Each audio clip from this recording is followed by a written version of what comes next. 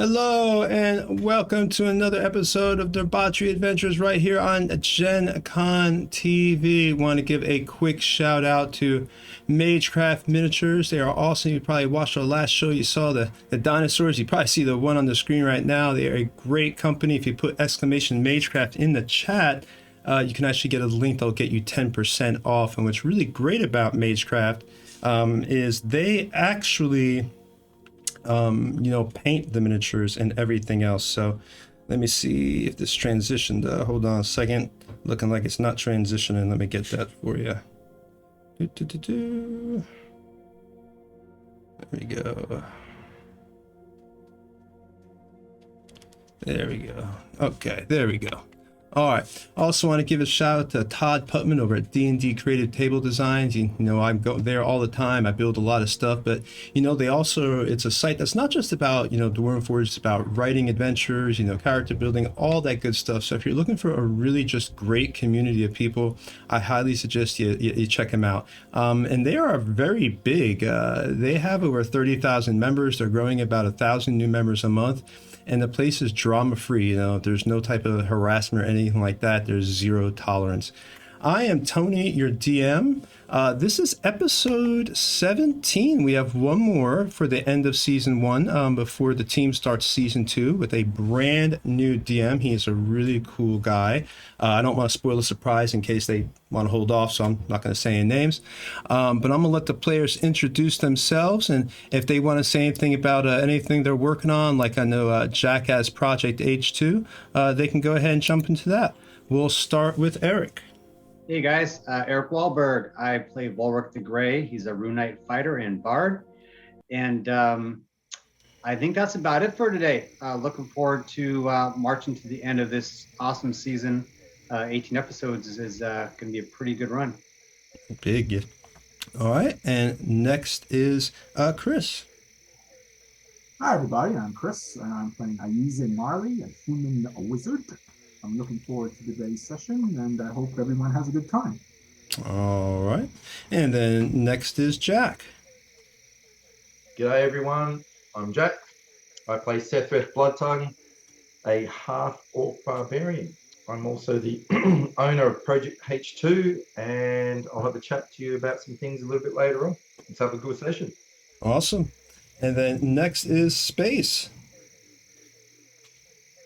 Hey guys, I'm Space. I'm playing Diora, the Dampier Monk, and yeah, I'm excited to get into it. All right. And then last but not least is Erica. Hi, I'm Erica. I play Rin Swiftbow, Beastmaster Ranger, Elf, and I'm also excited to play today. All right. So last we left off, we'll get right back into it. The party had gone into the swamp. Jatal had been killed by the attack of Kondrag, which was actually this huge king of the thunder lizards, which they had to go and search down. Had also been corrupted, of course, by the power of the island that continues to grow as they're trying to close in and defeat it. And they had just gone to this epic battle where they had fought him and brought him down, and Shaka, they had got to him, and luckily it looks like Shaka was all right. He wasn't dead. So now that's right where we're going to pick it up, where Shaka is pretty much, come conscious, and you've got the huge king of the thunder lizards sitting right there in the background. I think the group wants to get them some boots or something, so I guess they're going to skin it and have all reptile suits and look all rich, like $1,000 Gucci shoes. But that is where we're at, and I will let them start it off. Shaka is just kind of coming to. Good news indeed. Rin, looks like he was only mostly dead.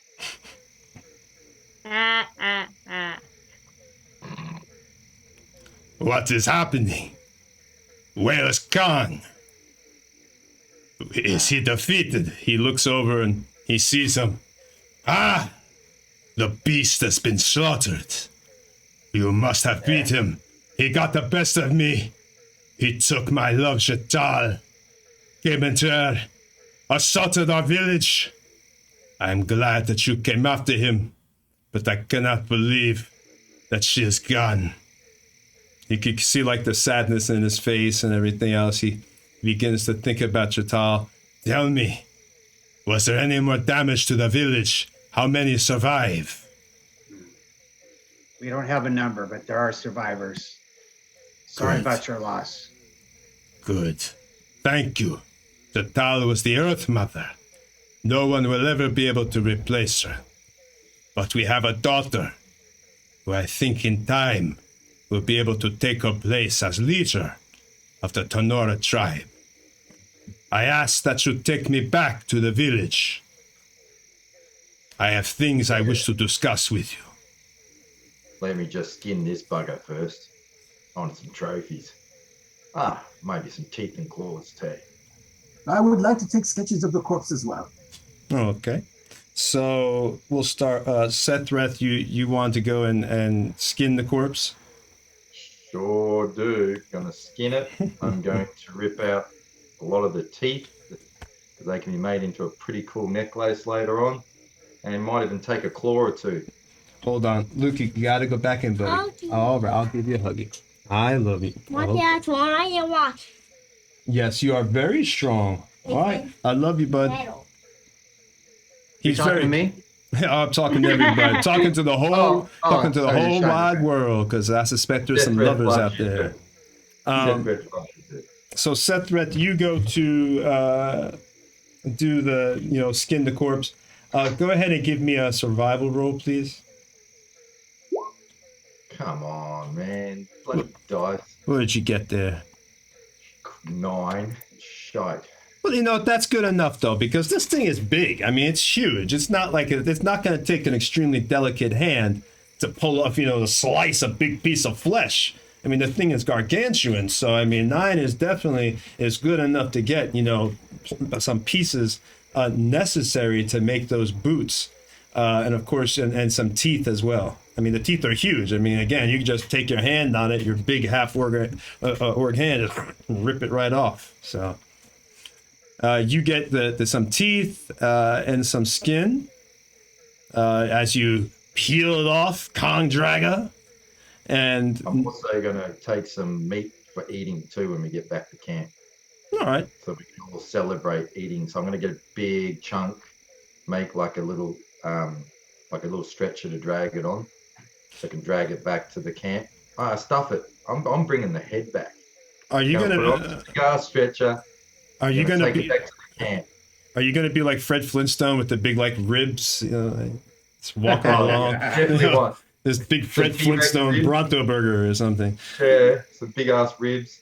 Oh, I'm gonna stack up a big pile on a big stretcher, and the goal is to drag it back that the camp can use the skull as like some sort of symbol to say that in memory of the loss of her.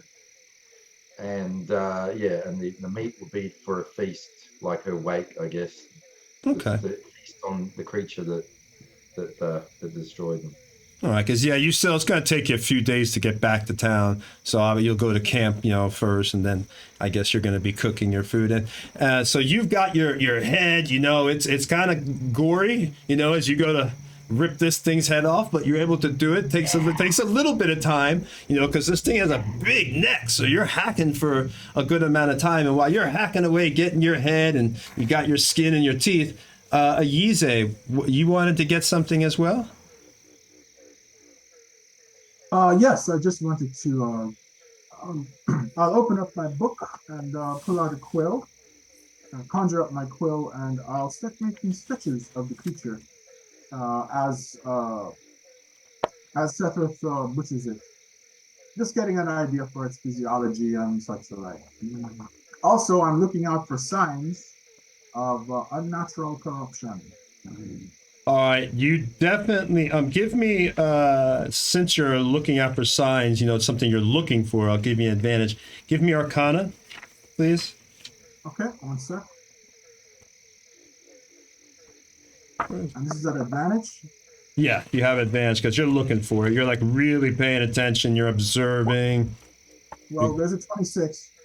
Oh, yeah, well, you definitely, okay. You are able to determine pretty much all there could be to know about this Kondrago, you determine that the corruption had slowly, it looks like, seeped into his veins. It's a, got into there, and that's what got him bigger. You can tell the physiology originally of the creature, because your Arcana was so high here. The magic also affected that, making his limbs about 3 times larger than they normally be. That owes to the giant size. It also seems, as strange as it seems, that you get the sense that there is almost like some kind of intelligence within the kind of the magic itself, like a collective intelligence almost. Like it's like the corruption is taking other people as it's, as the corruption is going into things in the island, like Kondrago, it's slowly maybe communicating with them on a almost primal way. You're getting that sense. Interesting. I take notes to that effect. And I say, Sethra, my friend, you may not want to eat this. Why not? I believe it has been physically and spiritually corrupted. That's all. I'm not going to eat it, but it's up to you. And continue taking notes. Corrupted in what way, mate? It appears that some malign intelligence has corrupted this creature and exerted some level of primeval control over it. And the vile essence has permeated the very flesh of the creature. So make sure you cook it thoroughly if you are going to eat it. But so if I eat it, you're worried that it could make me crazy? Yes. Too late. Crazy. Is there any chance it might make me bigger, like him? No. Ah. It will make you, well, you probably notice these large growths over here, and notice these pus oozing sores with the black pestilence as part of the pus, or these green, I don't know what those are. They're like wattles, I guess, on this section here. Those appear to be not part of the creature's normal physiology.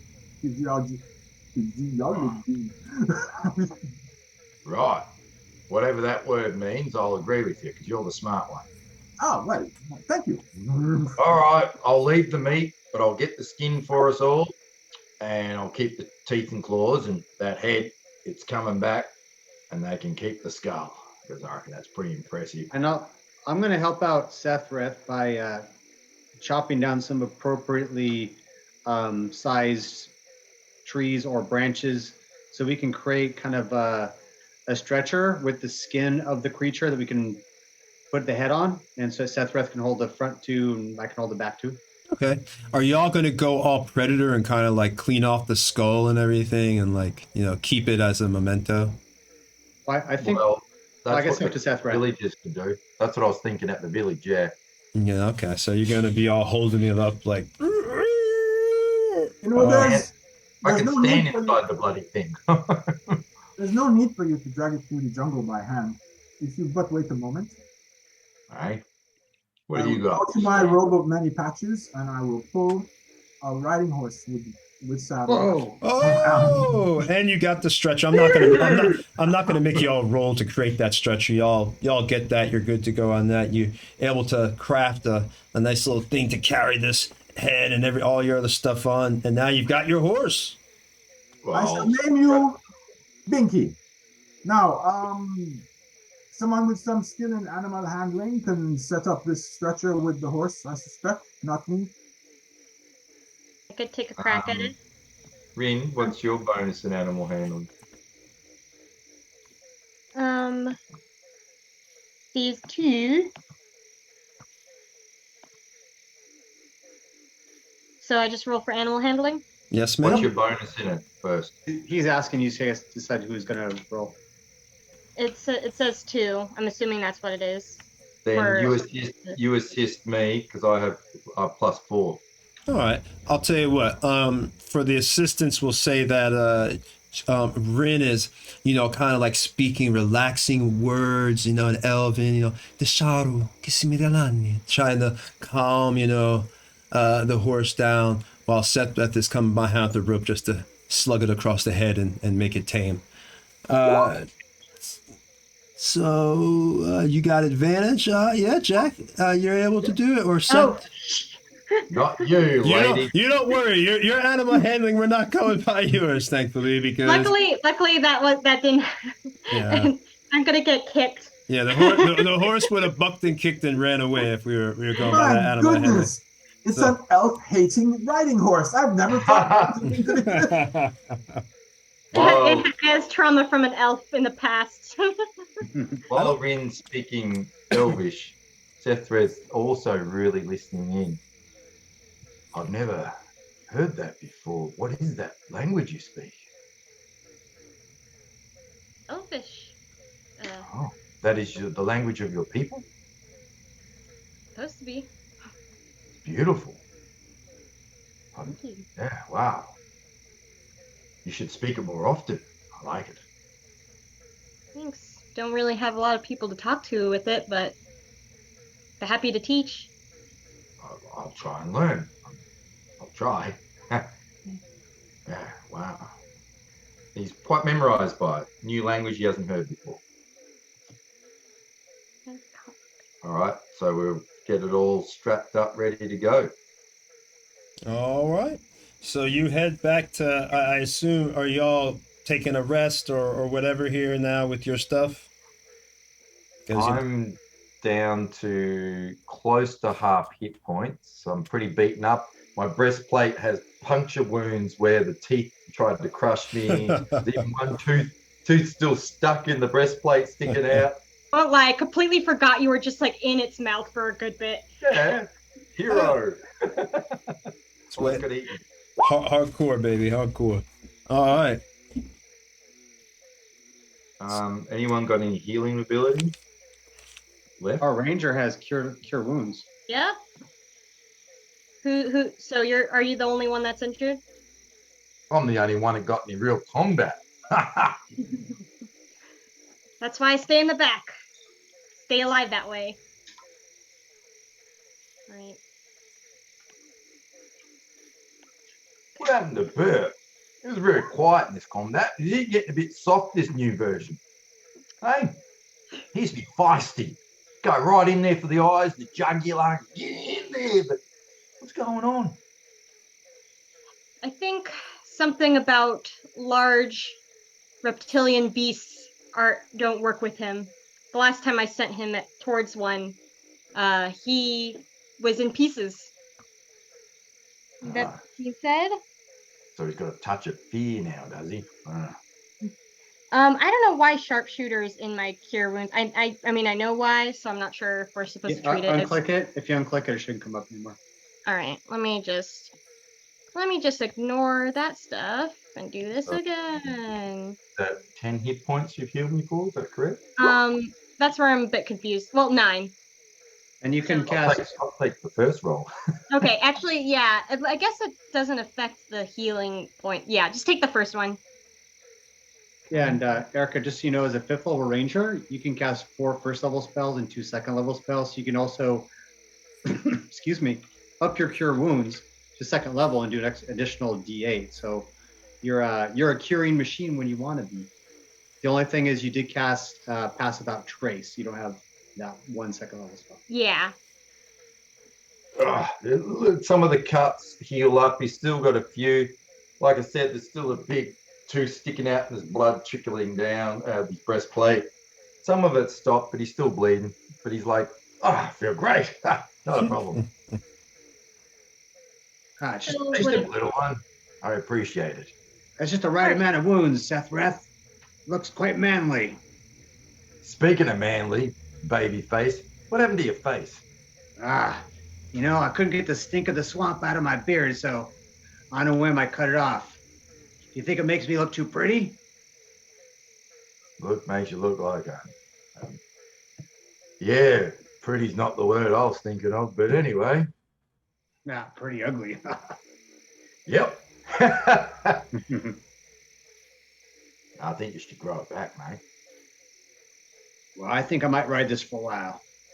You know, if you think of our time here on the island as like a season 1 of some kind of show, and then this would be a prelude to a season 2.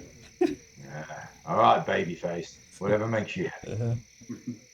You make me happy, Seth Rathball. How heroic was that? That damn thing thought it had me, and I got out and I kicked its ass. Did you see that? It was beautiful to watch. Were you worried a little bit? Not much. I had it under Funny control. Funny thing about these thunder lizards, they don't do so well in archery combat. It was my axe that finished it. And I This can is tell you true. what, if it had swallowed me, I would have strangled the bastard from the inside. Yeah. I have no doubt. Yeah. Did your glorious blade even taste any blood? I was under a log, but I whispered a few sweet nothings to that beast. It didn't seem to like it too much. Nah, all talk's cheap. Bloody trees. What's with trees falling on us? I'm a bit, I don't know. Trees. And it's strange, too. We keep getting saved by dinosaurs. You notice that? Yep. We're fighting them, but then they're also saving us. Yep. I don't know whether to pet them or to kill them. I think killing them's more fun. Anyway, I got to get back to getting this horse ready. I'll give you about a couple more minutes, boss, and I'm ready. I go back to strapping up the last bit of the horse, and I'm ready whenever the group's ready. So we're going straight without a rest? We'll rest. Okay, so you all going to camp. You're gonna rest. Yeah. All right. You've got the head there, as you can see. Shaka's with you at night to rest. Everybody's still around. As you begin to settle in, do you want to set up any type of perimeter or anything like that, or? Hell yeah! There's big, scary, bloody dinosaurs and raptors around, man. I usually laugh loudly. And giant crocodiles. I have perimeter. Let me tell you about perimeter. Behold! Tiny hut. I will break open my book and I will cast it as a ritual cast, and I will create the tiny hut. 10-foot radius immobile dome of force. Horses and hotels? You got it all. There's no end to the surprises. No worse than your standard stable. Haven't you ever slept in one of those? We put the horse in here. Might get a little stinky with the dinosaur head, but I think I can take care of that with a few cantrips. But here, everybody sleeps in the hut. Can we light a fire in there? You don't need a fire, my friend. The temperature inside is perfectly nice. Oh, you mean to cook? Well, yeah. I don't see why not. Where's the smoke go? It just goes. So the smoke can go out, but nothing can come in. Basically, yes. He's there. You're a marvelous man. I got this one for camping. Clamping. All right. So you've got are y'all ready to go, or? Yeah, so I guess we're all going to hang out in the hut. All right. So you all are in there. The night's pretty much progressing. Everybody's, I guess, asleep. And Ayize, you begin to have like a dream. And, in this dream, you're inside your your laboratory where you're making things and studying and everything. You've got all your stuff going off, your materials, creating potions of all kinds, studying the information all about the world. And it's a dream where you're just full of and getting knowledge. And then you hear a voice in your dream. Aize. Aize. Can you hear Yes. me? Yes, Chief Librarian Farouk, is that you? Yes, it is I, Aize. Of course, lately I've had a little bit of a cold, so my voice might be a little bit, but don't mind that. The bottom line is I am calling, or should I say, communicating with you via dream to find out your report. I need to know what you've been doing. What have you learned? Indeed, I am here, Great Librarian. Of course, you're using the Dream Crystal. But I have been faithfully updating my archive, Great Librarian, assuming that the enchantments still hold and everything I am writing should still be transcribed in the copy you have in your possession. Oh, of course, the island. Well, we have barely scratched the surface, said Librarian. I suspect that the island is preventing the archive from reaching you.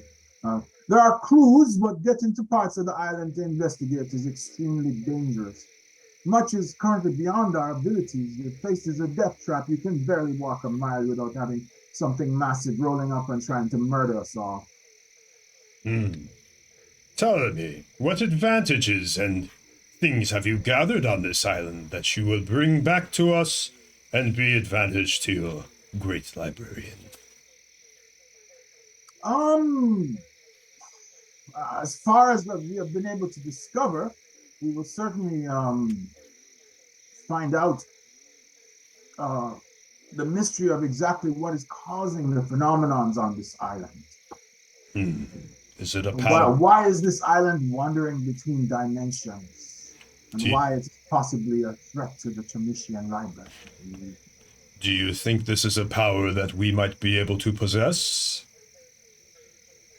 Too early to say, but I do believe it is something that should be studied and, if possible, neutralized.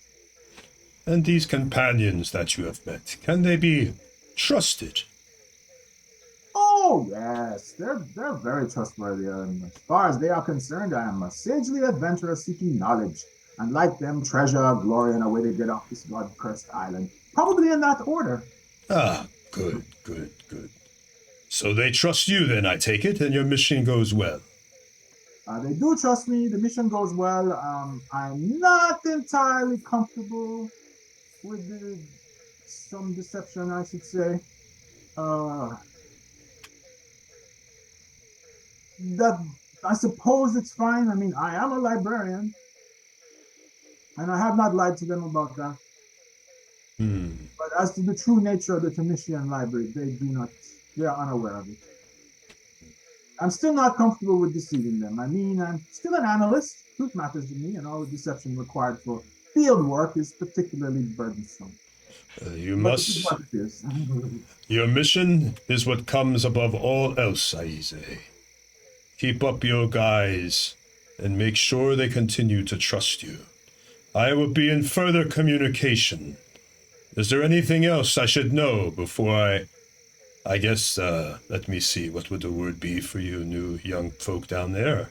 Hang up? Well, before the spell ends, I wanted to ask, is there any progress on the research request that I made? I seem to have forgotten that request. What was the request, Aize? Regarding orcs and lost orc tribes. The description of my companion. Yes. The large 8-foot, the large one. Yes. Who yells and kills things with his weapons. Yes. Your request has been received, and information will be coming very soon on that. It can be assured in our next, possibly even our next communication. Oh, excellent. Yes. I'm looking forward to it because, I just wanted to help him out. He's my drinking buddy, I wouldn't want to say too much because we don't want to make it hard on the new DM. In case he has to build something, he can always figure it out. All right, so I'm checking out now, Ise. Nanu, Nanu! Fairly well, Baruch. All right, and then the dream is over for you, Aize, and the night pretty much goes. There's no threat or anything. You're so you're good to go on that. And the day comes. It's about 8 a.m. It's a nice Long warm. rest? What? You can do the long rest. Yeah, everybody got long rest. Everybody's healed up. You got all your spells back, all that good stuff. So it's about 8 a.m. It's a nice warm day. If you want, we can just, I figure, fast track to the village, because I assume that's where you're going, unless you're wanting to just run off and explore or something. But I assume that, Shaka's, we need to get back. I need to check on my people. Let them know I'm okay. They are without a leader. Confusion may be sowing in the ranks.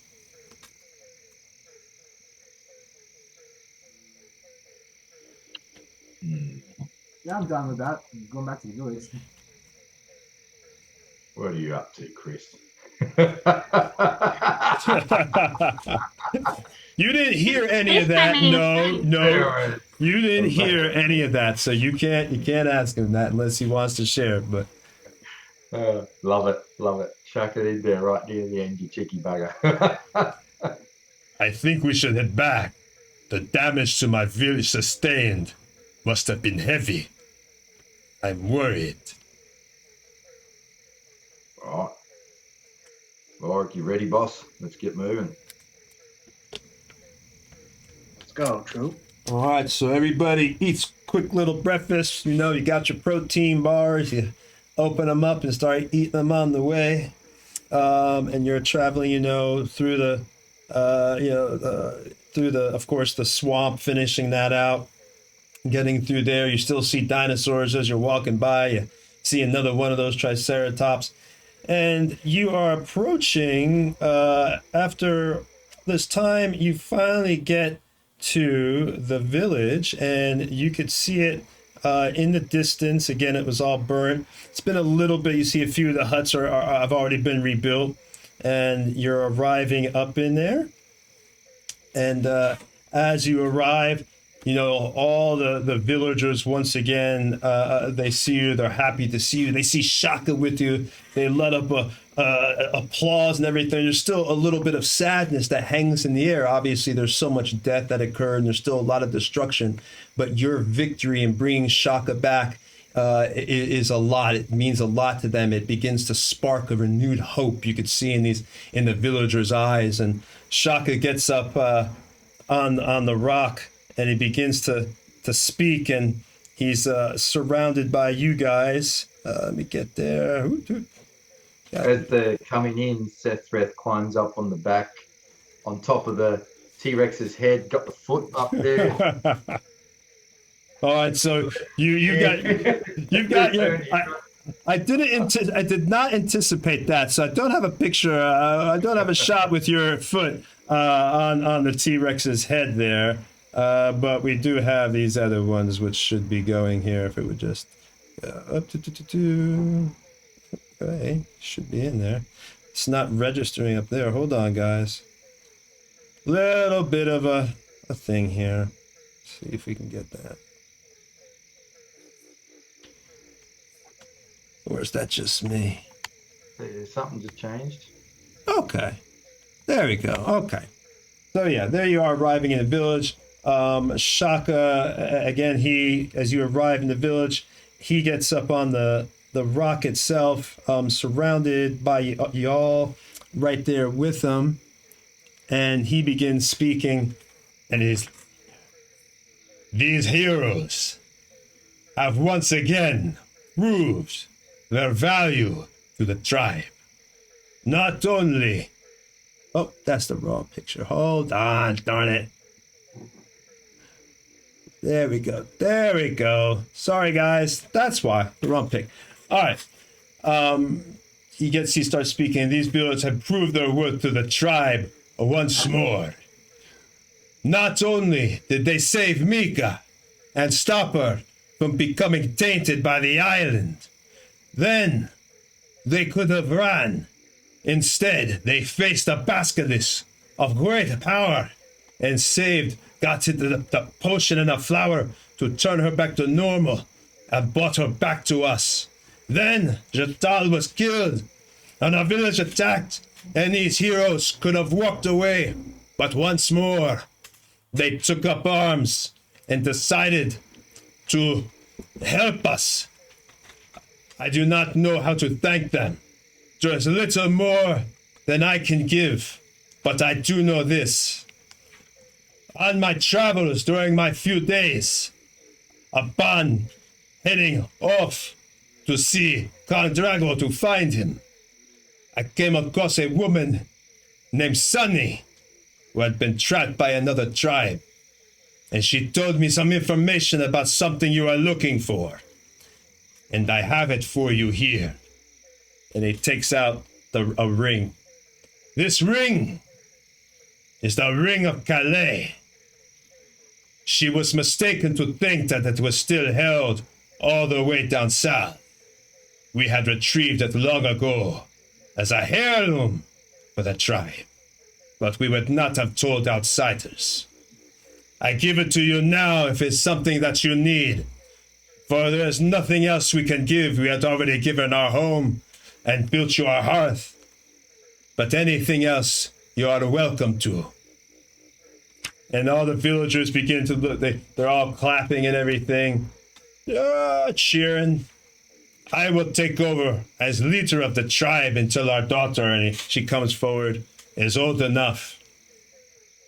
But again, thank you. And may your journey to the gate that I know you are searching for be fruitful. I will speak to you in a little while after we must first have a funeral for Jatal. I will speak to you when it is over. So, at that point, is there anything y'all want to do right now? Because he's about to start setting up for a funeral. The Ring of Calais, according to my notes, is what is needed to destroy the Earth Gate. Oh, what a coincidence! Yeah. Yes, it is. That is correct. So you've got that in your possession now, because of your great heroics and saving Shaka. So is there anything else y'all want to do right now, though? I'd just like to help Shaka prepare. And then I'm going to pull Rin aside. Okay. And Rin, Yes? you know that, granted, we're a tough lot, seasoned veteran adventurers. But I can't help but think that if this village had more archers, more tactics, they could have dealt with that creature much better. Perhaps you can reach out to one of their war chieftains, give them some tips, some suggestions, show them your tricks with the bow. You're far beyond what they can do. Perhaps next time they'll be more prepared. I'm sure Shaka would love this idea. That is not a bad idea at all. You can teach our warriors whatever you wish. I'd be honored. And Shaka, I'll help you prepare for this funeral. We'll all be attending. You get inspiration for helping with the funeral. And he begins to set up everything. He puts Jatal on an altar. You guys are gathered around behind it. He has a single torch. And he begins speaking. Our Earth Mother gave her life to protect this village. I now send her soul to the heavens. With this smoke, may it rise high enough to touch the gods themselves. And he kind of does all Return of the Jedi and puts now I couldn't set the thing on fire, obviously, so this is the best special effect we could get. It's coming up. So, Really takes me out. oh, darn, no special effect budget. All right, so it comes up and you see a huge flame roar up. and it almost seems larger than normal, like the goodness within Chatal seems to feed the flame itself, and this flame roars to the heavens as the smoke is going up and wafting up into the trees, and the sun, the clouds almost seem to part for just a moment, and the light hits through the smoke, forming some beautiful god rays, and you could see a tear comes down, Shaka's face, and the daughter of Jatal, and Shaka is crying, and the rest of the villagers all seem to have their heads hung low in a reverent respect for Jatal as she is being consumed by these flames. Remember at the very start, Sethrith was getting grumpy and didn't want to kneel. Oh, that's true. I do remember that. Yes, when you first met them, you refused to now kneel. he's kneeling on the ground, giving the warriors salute. Oh, that's good. I want to give you inspiration too, but I already gave it to Wahlberg. Oh, I don't know. Double inspiration because, we're partying like there's 1999. So go ahead. You can have inspiration too for you. For your act of great honor, right there. Jatal, you can see Shaka. He looks at you. He doesn't say anything, but he meets your eyes. And there's this look like, you ever see the old Indian commercial where the Indian finds the piece of trash, or the Native American, I should say, I don't know the right, finds a piece of trash and there's a single tear? It's like that. Single tear comes down. Again, another one as he's locked eyes with you in this look of respect. So, all right. So there's this wonderful respect as you are kneeling for Chatal, as the flames roar to the heavens. Is there anything, at this point, you guys, you can see that Shaka is kind of just in mourning. He wants to talk to you, but obviously probably not the moment that he's going to talk to you right now. Is there anything you guys want to do while he's kind of in this moment of hanging over Jatal, watching her go up to the sky?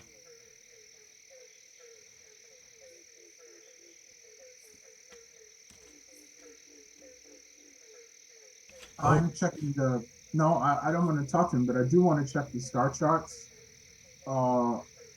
that were left for us, and just try to suss out the precise location of the Earth Gate and the quickest way to get there. Okay. All right. You are able to obviously understand your own star chart and everything now. So, well, not your own, but you got the information. It was explained to you. Go ahead and with advantage, roll investigation.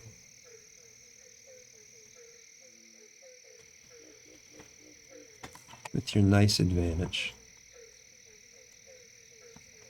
Hello? Uh-oh. Did I lose everybody? Hello? Thank you. I thought I lost We're everybody. live. I was like, oh crap. I thought my internet went off or something. No, my mic was off. I got a 20 and a 25. All right. Well, either way, you definitely achieved it. So you're able to determine, after looking at the star chart for a little while, it's not instantaneous, but, you really begin to look, you measure the sky, you take into dates and times, and you're able to determine that the gate is located in the Western Mountains.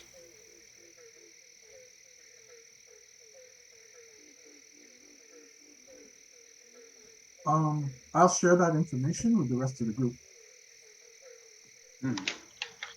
Looks like it's time to do some mountaineering then. Mountaineering. About time.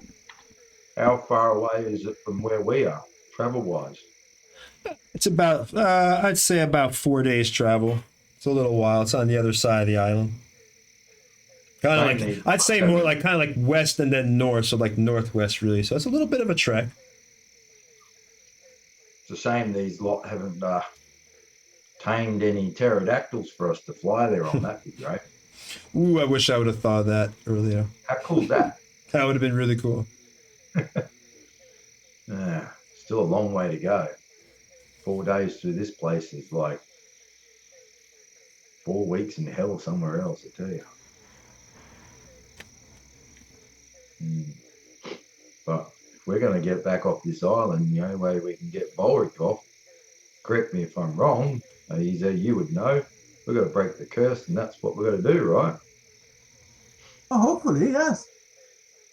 Well, Yeah. according to Shaka, that's kind of part and parcel with destroying these portals. So if we can get that done, I guess I get off too. That'd be good. To be honest, I'm kind of over this place. Doesn't really grow on you. Well, I thought there'd be more fortune and fame, to be honest. And there's not really much information regarding my past here, so I'm here for you as a team. That's about it. Sethrith at some point is going to try and find some time to have a chat to Dior. If now's okay, then he'll do it now. I snuck off during the whole funeral. Then I'll Death is hunt not. you down. Yeah, I'm not really good when it comes to this kind of thing, emotions and people crying and people dying. So, Does Sethrith have to search very hard to find you? no, I think you can find me in my hut. I would be in my hut. Can I come in? Yeah, come. Sure, come on. What you see Hungry. me doing is I'm like practicing my martial arts. You have to teach me that one day. You just want to learn everything, don't you? Yeah. You all right? No, not really. You and I haven't spoken much lately, have we? I know everything's been so busy. It's like one thing after another. We haven't had a break. So I think I owe you an apology. for what? What? Why? I think I judged you far too quickly and harshly in that last combat when you had no choice but to retreat. I'm sorry. I'm still learning a lot about myself and others. I wanted you to know that I was wrong.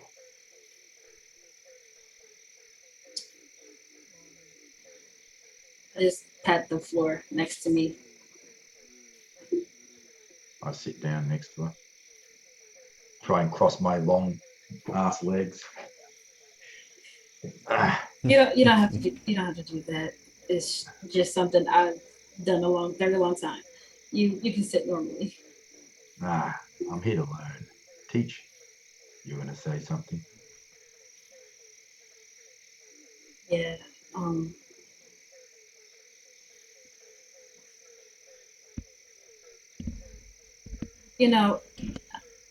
I'm not the smartest person, and Neither am I. yeah, we're not, we're not smart people. But even though we're not smart, I think we do okay wisdom wise, I guess. I hope so. I mean, I've been around for so long, and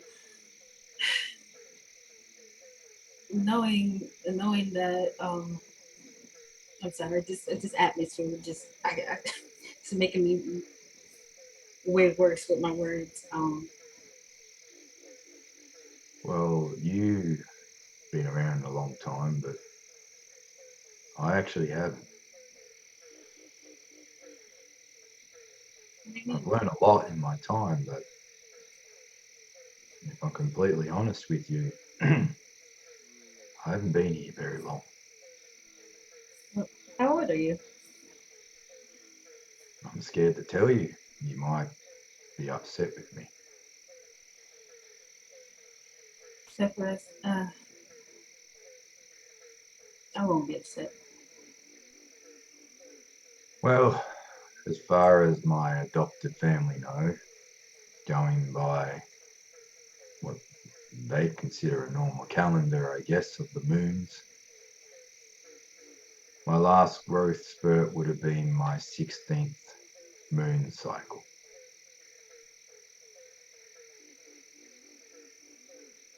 So That explains a lot.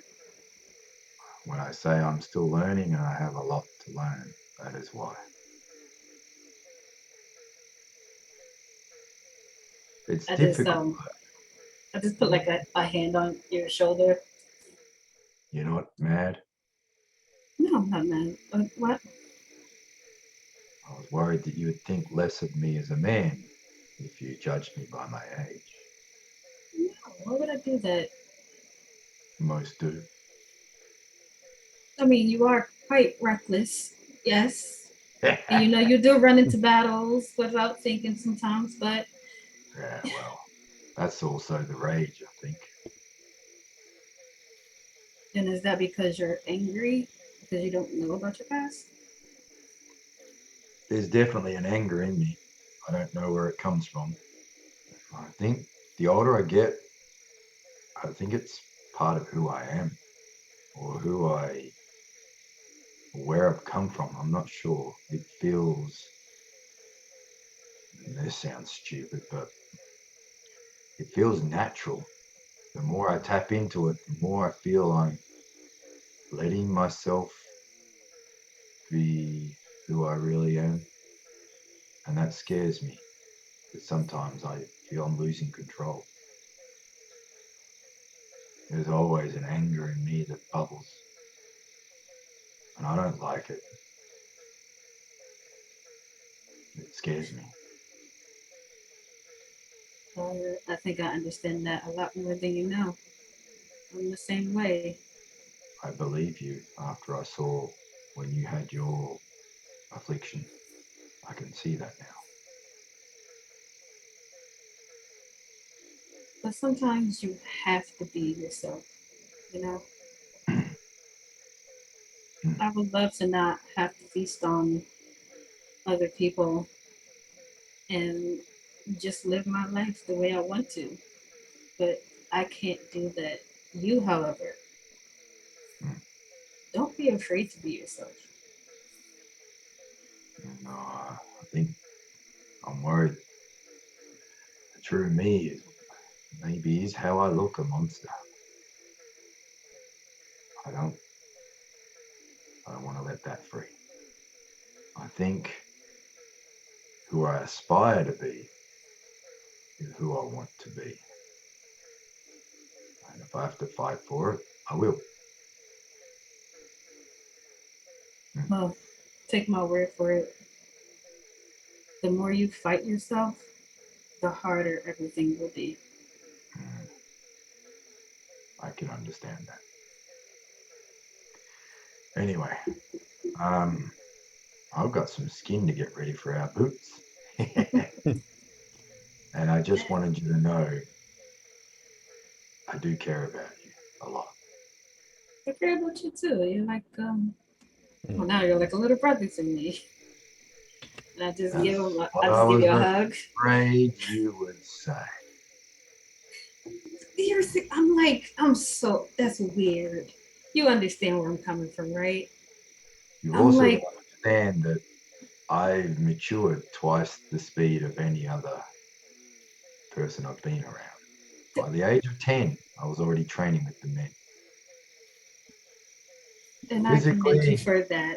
I can't do that. see, that's why I didn't want to tell you. He gets up and he looks back at you. As much as it sucks and hurts, I understand and I will respect. But my feelings don't change for you. And he strolls out. I Dum, just, dum, dum.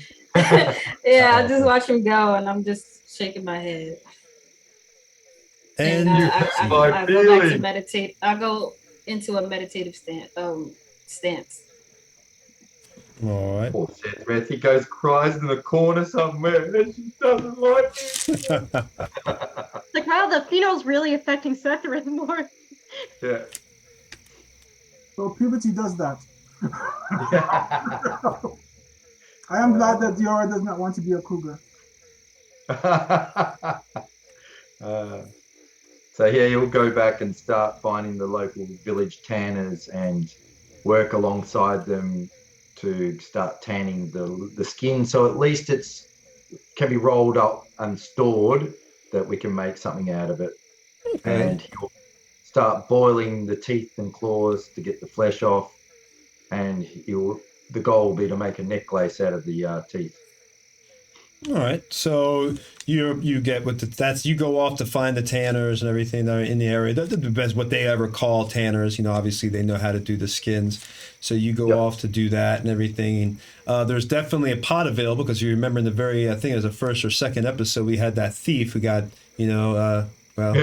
he ended up on the wrong end of the fork.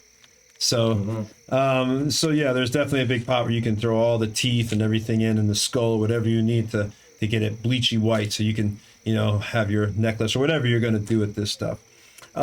Is there anything that anyone else wants to do around town or not town, but the village while Sethreth is doing that? Dimitri is he's in the forging. Rin's gonna follow up with Shaka to train some of the villagers for archery. Awesome. All right. Anything else? Is anybody else? All right. So, Rin, how do you want to do? You just want to approach Shaka? How soon after the funeral? Are we assuming it's like been a day, or is it all in the same? You could say it's the next day. Y'all, go to sleep and everything, and it's the next day, and you're approaching him in the village with a bunch of other villagers. Let's see if I can bring that up here. I have a shot with a few of the villagers that are standing around that you can train. Right. Just following up with Shaka. You have given us your beds, your food. I want to repay you. Whatever you need, I'm here to help. You had said, what is your idea? What would you like to do? I want to train you. I want to train all of you, if you're willing. That is good. You want to train my villagers and my warriors to be better with the archer. With the wood that flies from the sky. I heard that word. Archery. We only know how to use slings. What can you teach us? Well, first, obviously, we need to make some of these. Sure, you have some remainders around. And able to fight, give a fighting chance. That's how we were able to save you.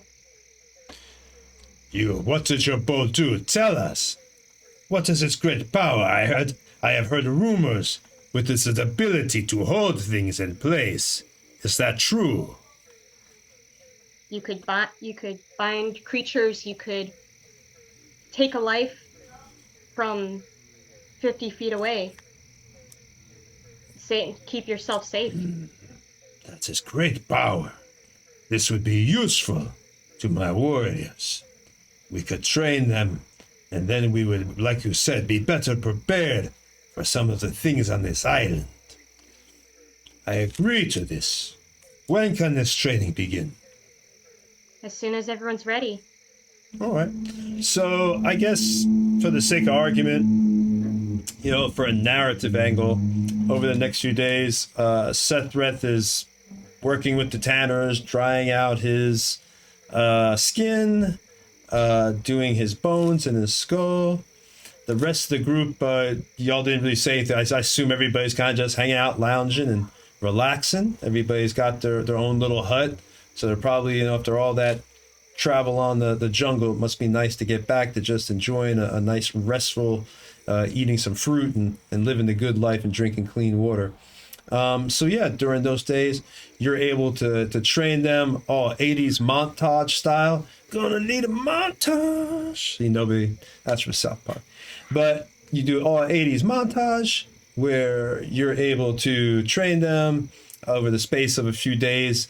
where they start out all crappy, but by the 5th or 6th day, you're amazed that they all seem to have developed a very, very proficient skill with the bow. They're able to make their own bows and everything now. They're able to string them, aim down the target. So you have definitely now improved the defense from that perspective. Now, if something should happen, Kong Dragon is already dead. But if another Thunder Lizard or something should roll up, you can see that Shaka, he's already, from what your time training or training the guys, he had spoke to you and let you know he's going to be putting them up, on the perimeter, on the wall and everything, to make sure that nothing can get close.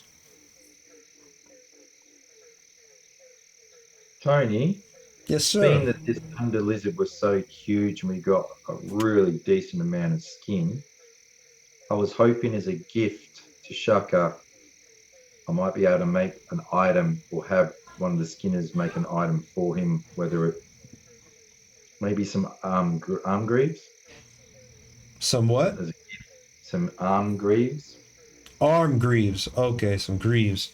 That we can give to him, and just as maybe, and first, am I able to get that done in that time period?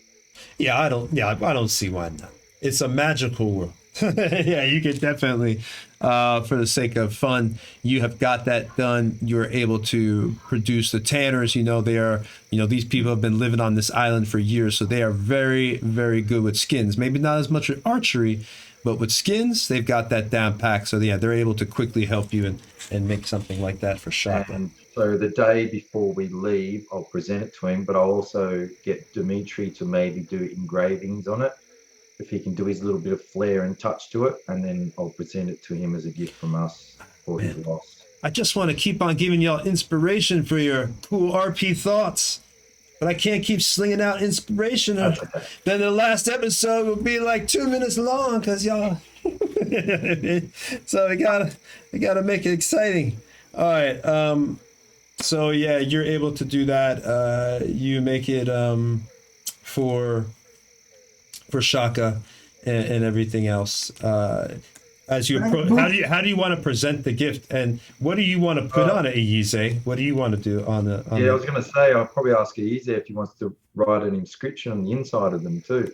Yeah. So what do you want to put in there, Iyize? I'll take my quill and I'll put an inscription on the inside of his boots. What are they, arm bracers?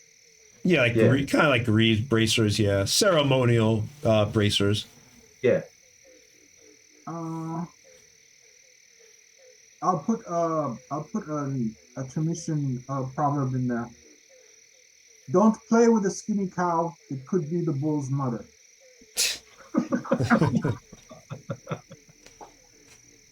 I've never heard that before, but I get it, which is interesting. All right. So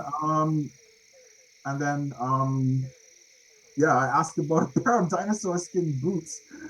If anyone can make them for me. And if not, fair enough. Yeah, I promised y'all dinosaur skin boots.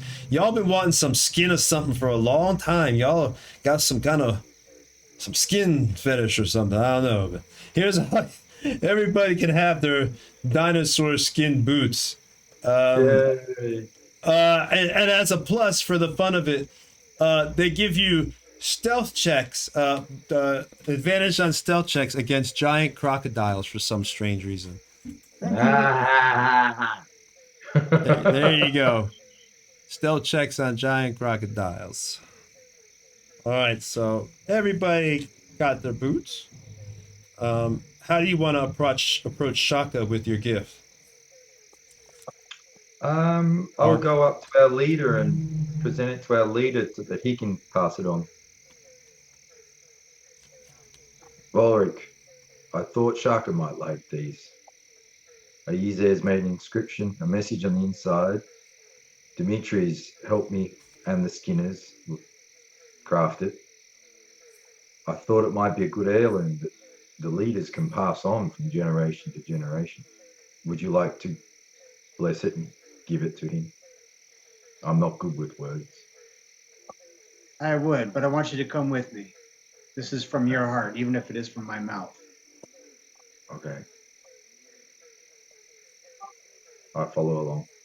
Okay, so we come up. Okay. So Shaka. as you Yeah. approach Shaka, you could see, he still has that kind of that. He's the he obviously the funeral was a while back, but there's still a little bit grieving. But he's more composed, not not tearing or anything anymore. He sees he's approaching. The guards try to stop you, but not stop you. But he waves you, come closer. My friends, what can I do for you? Well, this relationship has been quite mutual, my friend. We've learned a lot. We've helped each other. And at the end of the day, we're hoping to change this entire island for the better. And no offense, but get the hell off of it. But that being said, we honor you, your matriarch, and the rest of you. Sethreth here, he prepared a gift with help by Ize, and I believe some of your workers. Sethreth? Yeah. We pitched in from the skin from the creature. I thought it would be good heirloom for the leadership of your clan to pass down. He takes. Oh, go ahead. Keep going. No, he's feeling a bit awkward, so he just kind of, So he kind of like he takes the bracers, looks at him, turns him over. His face is, the face of a leader. He doesn't like go all crazy like. And then he puts them on. These are a kingly gift. A great honor has been bestowed upon me. Not only will I wear them, but they will be the heirloom that you speak of. They will be passed down from one Earth Mother to the next. I will wear them until our daughter is ready.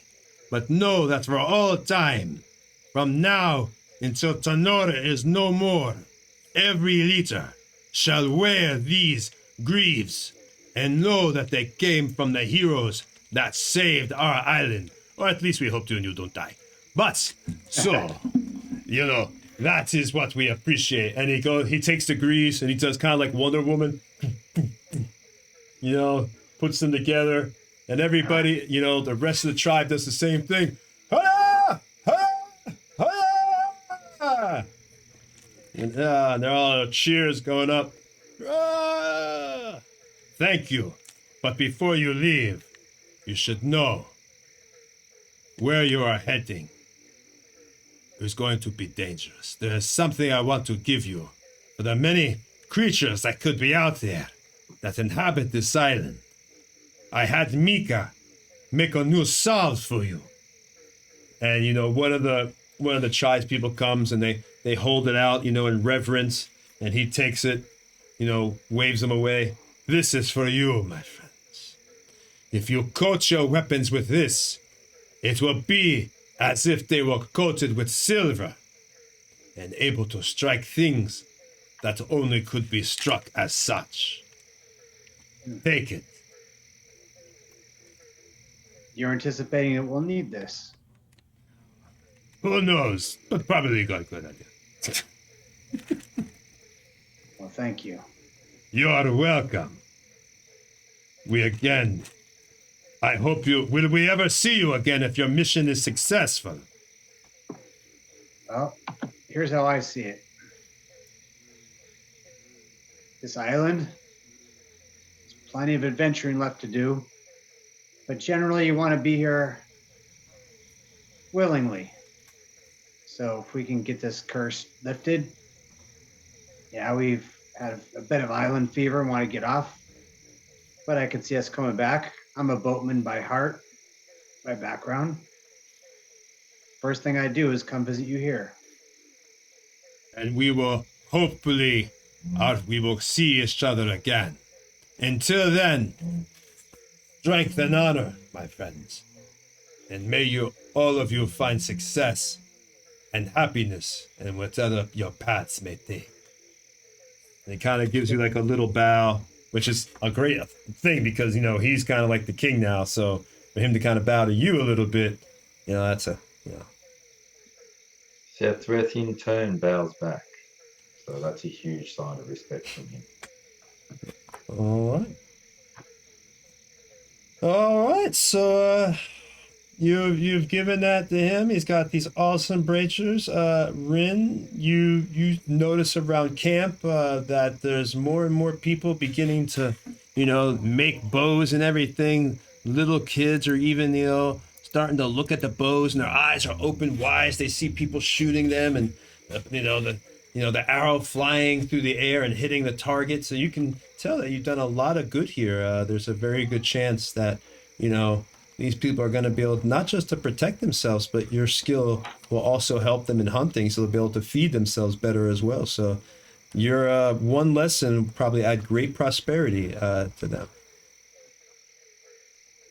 When Rin is seeing this, she approaches Volric, assuming we're all in similar distance to another. Have y'all left, or are y'all wanting to leave now and travel? Still here, right? I was just waiting for everyone to finish. I figured everyone had stuff to do. Sephiroth is doing the god's work and getting us all lizard boots. Rin is training the guard. Ulrich is, I don't know what Ulrich's doing actually. Dimitri's building more cat creatures, and that's. And I figured when we were all done, I'd approach Ulrich and say, "Hey, shall we be off to destroy the gate?" Yeah, just waiting for sun to go down. I think we've said our goodbyes. Rin has things in place. As a matter of fact, looks like Rin wants to talk to me. Yeah, even though you didn't have to, thank you for giving me that idea. I was taught to shoot from my dad, and his dad, and his dad's dad. It's just second nature. It's how we feed ourselves. It's how we protect our village. It didn't feel that special, but felt like it mattered. So, thank you, I think. Oh, it did matter. It does matter. And Rin, you matter to our group. I don't need to tell you how much you helped against Kong. How many arrowheads did you have to pull out of that thing? You're a talent, but even more so, you might be the biggest warrior of all of us here. You never falter. Never. I appreciate that. I know you can count on me, Rin. We've been through plenty already, even before the rest of the group. Bert will protect you all as well, as long as I'm here. Well, truth be told, I just brought you along because of Bert. I knew it! Thank you, Volric. My friend. And moving Okay, on. that's evening. Going around. Yep. Ready to go. You want to take the break now, Tony? Yeah, we can take one now. That's fine because we're heading out, and that's fine. All right. Anything anybody wants to say? Like I said, for the viewers that might not have caught us last week, this show and the next show is going to be my last show. As much as I love playing, with the guys, and I love playing with Gen Con, the reason I'm leaving is actually quite mundane. It's nothing exciting. I'm not. I haven't hit the lottery or anything. Just gonna be trying to get some normal employment to get a check every week. I have a family, so I gotta kind of gotta do that. And this show is wonderful, but yeah, it's time consuming. Setting all this stuff up and setting up all the scenes, so I gotta kind of focus on that. But they have a wonderful DM is coming. You might recognize them. Again, I don't want to say any names. I almost did right there. I stop myself. But yeah, if they want to say anything, he's awesome. You're gonna love it. They're going to be doing, as Eric has already said, all the cosplay, and as you can see, their cosplay is pretty much. I don't think there's any better cosplay. I mean, maybe with shows like Critical Role with like a top budget, but even then, you guys kind of outshine them, if you ask me. I mean, y'all have the contacts and everything, so in my opinion, y'all cosplay is better. But other than that, I'm going to get going. If anybody else wants to say anything, everybody's gone anyway. So, Eric, if you want to say anything, I'll be back. Yep. Well, in this armor, I usually don't get around a lot during the show, but yeah. So for people watching now or watching later on Twitch replay or YouTube, we're going to be having season 2 on September 18th. So we're not even missing a week, which is pretty cool. There's a lot of great things, right? So first of all, many episodes, right? Again, I believe it will be 18 next week. If I heard earlier was correct from Tony. And all of those we have archived now for ever-ish. We have them on the Nerdbauchery YouTube channel. We have them on the GenconTV YouTube channel. Confirmed with the CEO that they're going to keep them up there on GenconTV. And so, we can and you can always go back and watch all those. Very unique with the Dwarven Forge and what I think, kind of fun player dynamic. Of course, the cosplay, which is a lot of work, but, we do all this because we want to entertain you guys. Most of us do this because it's a very passionate hobby of ours, and we love to share it in a way that's a show, right? On September 18th, we're going to be having season 2. It'll be in a new setting. We don't want to give that away, but it's a known setting, also in Forgotten Realms. And the Dungeon Master is a friend of mine. He used to work with him, and he has his own Twitch channel, so he's not inexperienced with DMing on Twitch. He has a plethora of voices, not the same kinds as Tony, but the same variety as Tony. And he's very passionate about what he does, very articulate. And we're going to be playing, his game with, I don't want to say how many, but the majority of the characters and players, well, the majority of the characters will be back on the 18th. All the players will be back on the 18th. And we're going to have a new show name, which will be kind of revealed once we have the logo done and all those good things. And we'll be having a new Facebook page to promote that, all the kind of related bits. That's about it. There's stuff kind of in the works. And to be clear, again, season 2, new DM, but everything is canon. So everything that has happened thus far has still happened. The magic items, the leveling, the character interactions, all that is going to be carried over. That's it. We have Jack back. So if Jack wants to talk at all. Yeah, just carrying on from what you said, it's going to be a new season. It's going to be very exciting. And some of us will follow through and some of us won't, but in person, we'll be all there.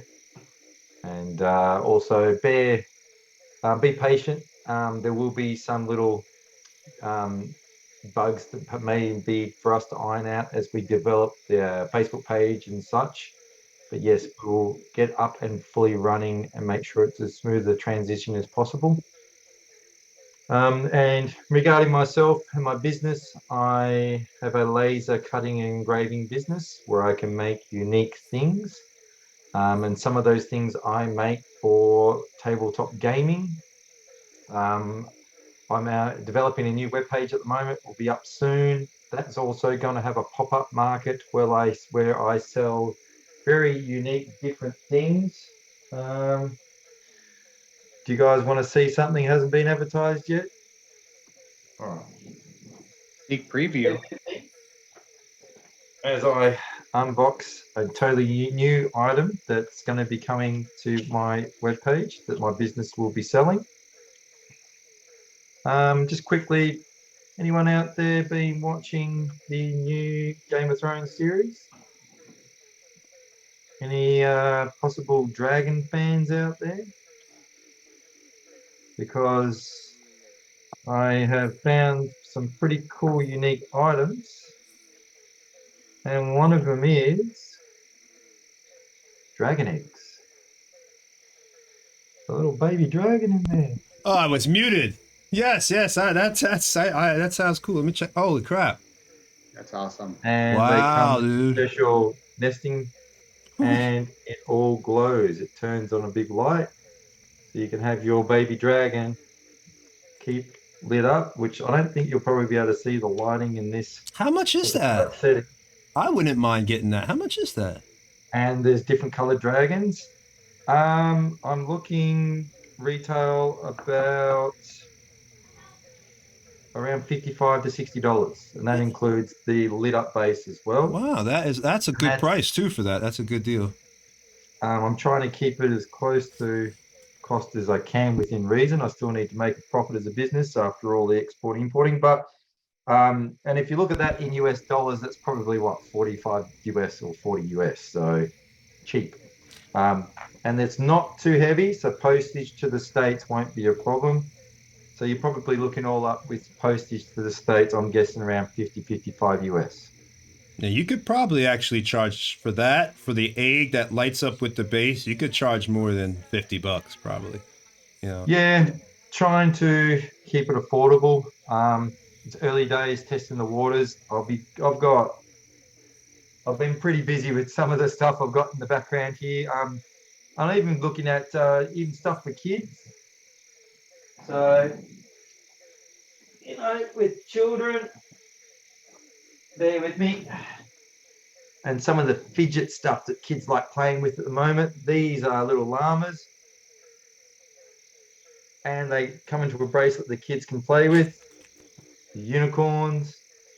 So yeah, delving into different things for children as well, and they'll be put on my page under the pop-up market section that's coming new on our webpage. So things like more collectible stuff is something I really want to push into developing, as well as a little bit of the kids more affordable, cheaper options. So yeah, we're expanding, I guess, in some ways, but yeah, my main focus still will be developing some of the D&D stuff, which I'm sure people have already seen, but awesome dice towers that have got magnets, secret compartments in the back with magnets to keep all your stuff nicely stored away. Well, they were secret compartments till you tell everybody. Yeah, now it's not. So That's yeah, cool, I love man. the magnet stuff. They're But yeah, great. And so to piggyback here, so this cool sword was made by Jack of Project H2. Yep. It does glow. My battery's a little low, so kind of at the moment it's kind of doing a flickery thing. But yeah, so he will do lots of cool custom stuff. In addition to the eggs and the other bits he's been promoting just now. Yep. So yes, very creative things. And look, if you've got something unique you want made, get in touch with me, and if I can do it for you, I definitely will. So do shields, axes, and you don't have to go to the full extremes that Eric and I have gone. They do cost a fair bit of money, but I can do much more simplified versions that are far more affordable too, that you can even paint yourself to keep the cost down. Thank you. I would love it. The Conan Atlian sword, or however the heck you pronounce it. That's what I'd like to get one day. That would be I'm awesome. working on that one. It's in the design phase. Yeah, that would be awesome, man. I love that sword. There's some ones online, but I think I'd rather get it from you because the detail that you put into Eric's sword is bar none. So I can't wait to see what you do with the Conan sword. With the pop-up market, I'm also investing in the foam weaponry, so for LARPing or just cosplay. So I've actually bought the worst hammer sword, and it's on its way. I've also got Wonder Woman's sword. It's coming, and these are things I'll be selling on my site as well at affordable prices. I find a lot of businesses are really overly marking these up. It's just some of the markup that some of these businesses are putting on is ridiculous. So I'm hoping I can come in at a more affordable rate that I can draw in people to buy it from me instead of paying way too much. So yes, other things to look forward to. Oh, that hammer is awesome. My 6-year-old would be running around hitting everything with it. Hey, Chris, you back, bud?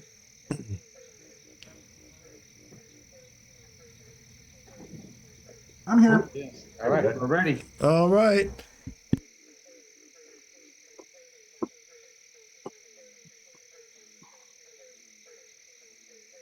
Okay.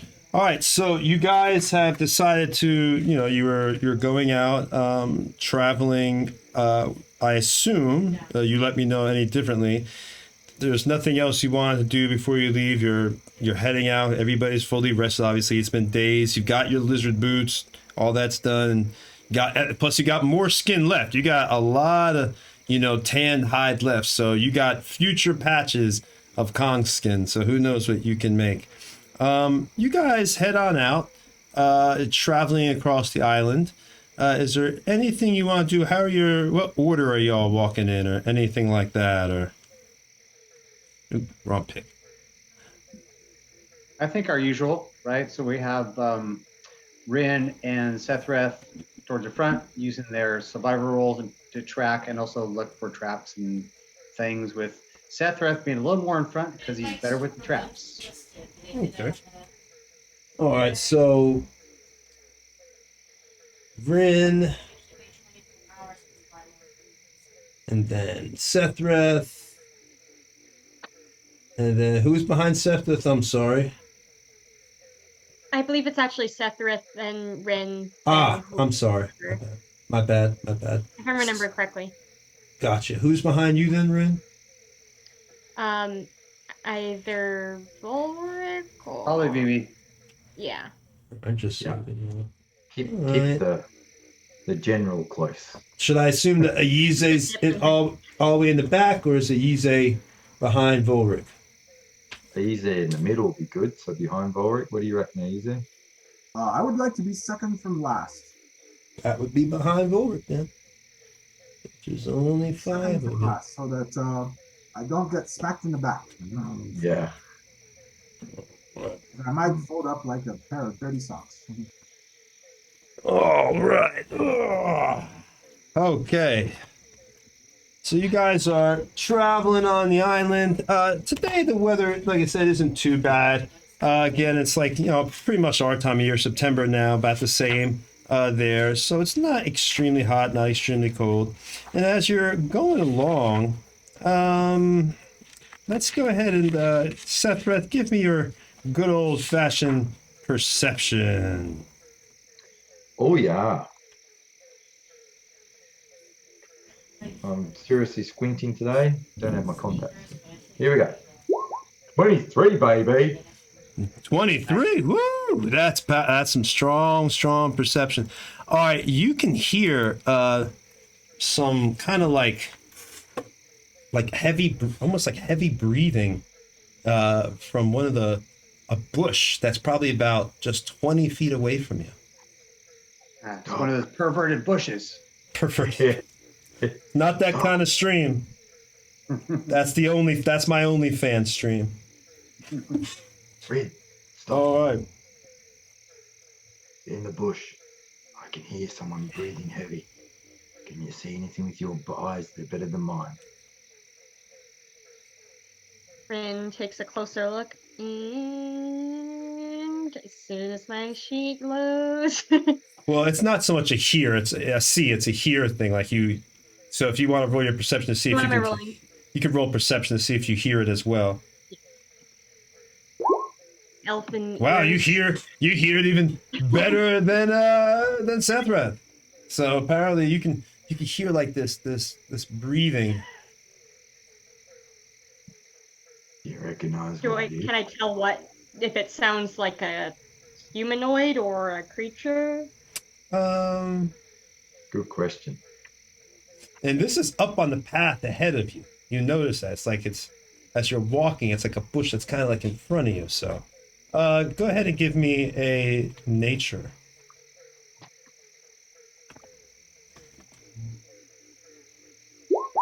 $16 for me. I gotta stop closing this because every time it takes a second to load. All right. All right. Yeah, my ears are great. My brain is like on empty. Yeah, you can hear it, but you don't know what the heck you're hearing. It's like I hear a sound. It's like, what is that song? What is it? Just What all right. about my But mine with the then? you can hear it sounds almost like guttural, but feel kind of like feline at the same time. I'm not sure. It might be a cat, a large cat. I'm not sure. Tell you what, why don't you go back to Vorik, let him know. I'm going to go up when you're both ready. Maybe get you to go a little flank left, Dior flank right. Vorik and I can go up and draw the trap out, and you guys can flank it. Pass it back to the boss. I'll wait. I'll sit there and keep an I eye. hate to use Bert as bait, but he could draw it, whatever that thing is out. Nah, I'm happy to do it. Once you two get in the flank. Right. Ready? Ring goes back, shares the same information, and gives the plan of how we're going to approach it. Okay. That there's some creature in a bush, and I'm like, if seeing as how all our travels have gone, I doubt it's a simple stray. You doubt it's a what? A simple stray. Well, yeah, it It's could just be a a house cat that got loose. could be a stray kitty. You don't know. Sure. Yeah, I mean, you never know. You never know. All right. All I right. think that's a fair enough plan. All right. So you guys, Seth, you get in front of it, and then who flanks it? I'll flank it. Let's say you'll flank it from behind or on the side, Boris. I guess from behind. From behind. Of course, I Okay. won't be very stealthy, but All right. Well, when I see them starting to flank, I'll fully stand up and purposely just look like I'm sort of just waiting around for the rest of the group to catch up. So I'm become more of the center of attention, hopefully, for it. All So right. do you need me to do a deception or? You're trying to act. I would say, Yeah. well, go ahead and give me performance. Oh God, this is going to be good. -1. 11's not bad for me. All right. Your performance is good enough for this situation. That you're causing, as you perceive it, I guess a distraction because it's not doing anything. It's just the breathing. As you all get around it, though, you get in the flank positions. You're in it. I'll actually show you. You could tell me if you're set up in the way you want to be set up, so we know for sure. Okay. Okay. Okay. Is that the way y'all want to be set up there? Is that a manticore hiding in the bush? A manticore? No, not a manticore. Not a All right. manticore. Well, I'll if Unfortunately, everyone's happy, I'll move forward and hopefully draw it out, the trap out. all right. So as you do that, you actually, it's funny. You catch the smell. Give me another perception, real quick. Okay. As you're right getting close to 18. 18. All right. So as you get closer to this thing, you catch the smell of what actually smells like, strange enough to you, like herbs, like food and herbs. That is strange. All right. I know you're in the bush. Come on out. Won't hurt you if you stay behaved. Come out. As you do that, as you say that, it speaks back. I appreciate. It almost has like a feline tone, and it's like you're shocked that you hear a voice back. It's like, wow, I appreciate you coming closer. They didn't think you'd fall and approach. They thought you'd stay back. Go ahead. Don't worry. It's not a surprise because I know everybody's like, every time we go out, Niche get ganked. So it's not a surprise. You guys were aware enough, but you see from the sidelines coming out. And now we were on a hunting expedition, and it looks as if we have found meet. And from the side, coming out, approaching, you got two this way and one there. And what you see, I'll put it on the screen for you. Are we getting attacked by Tigger? It looks like it, right? You are getting Where's Winnie the Pooh?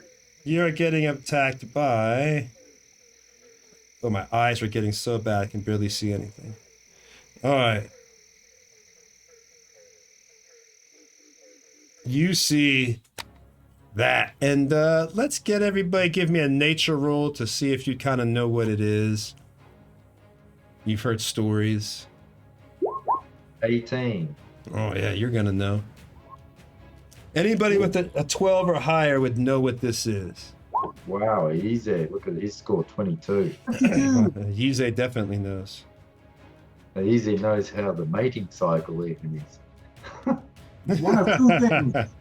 If it's I one thing, hope- we're dead. If it's the other, we have a chance. And these things, they look kind of like half man, half tiger, like a mix of tiger and humanoid form.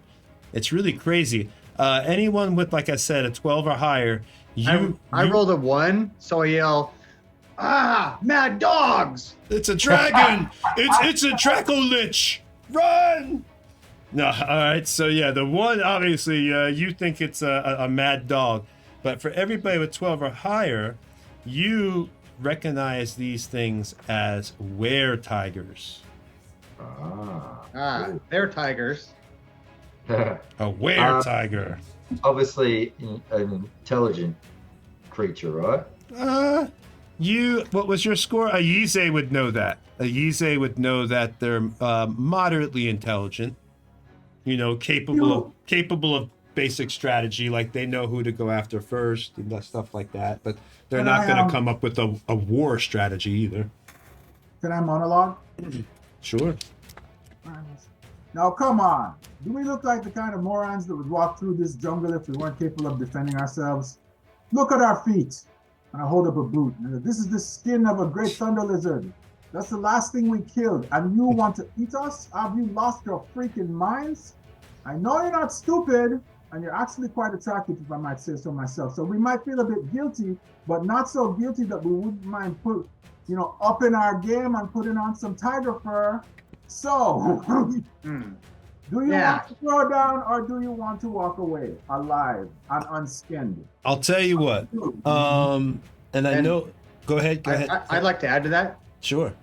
So I say, yeah, aside from the thing you said in the middle that was kind of weird, I should also warn you, the last 3 combats we've had, giant dinosaurs came to save us. Yeah, you might want to listen to Easy. He's got a point. How about you just move on, find a prey that's not going to turn you into the prey? All right. So who really is the main talker here? Easy for sure. All right. So Yize, and I think one of your buddies can give you inspiration on this. I'm gonna make this really cool. If you actually get this performance, we'll have it where something really interesting happens because of your speech of showing, the skin of your former foes. Does anybody have the ear necklace? Like, can you hear me? If you're fallen foes, the ear necklace. Can I get an advantage on this if someone else has performance as a... I wouldn't say you're not going to get advantage, but someone can give you their inspiration, which would give you an extra 1d4.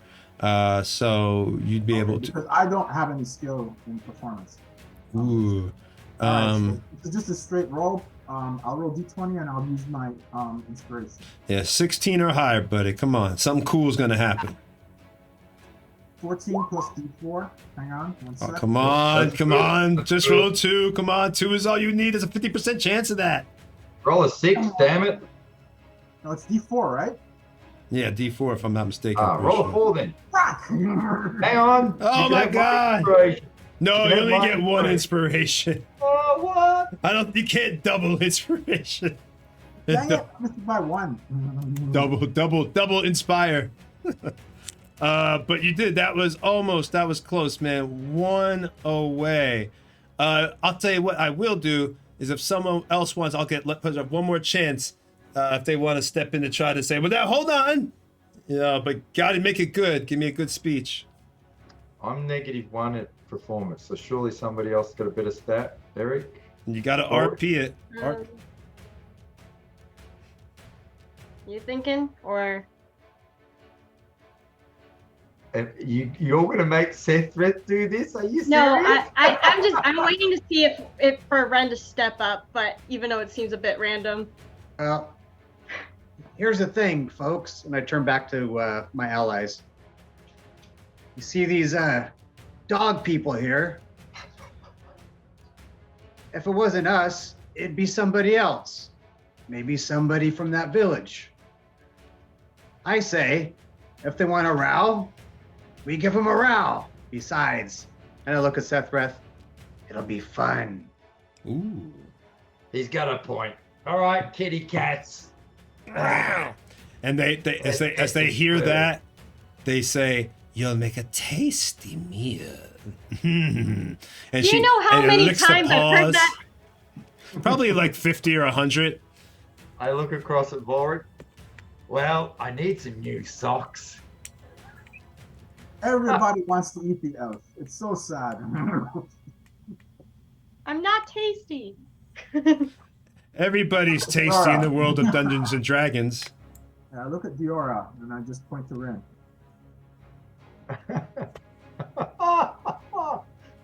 Nice. I want your blood.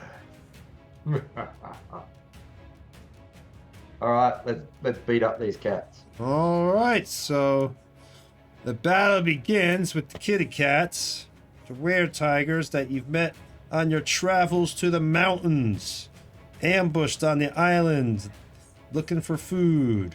Who knows how they got here? You could always kill them or see what happens. All right, so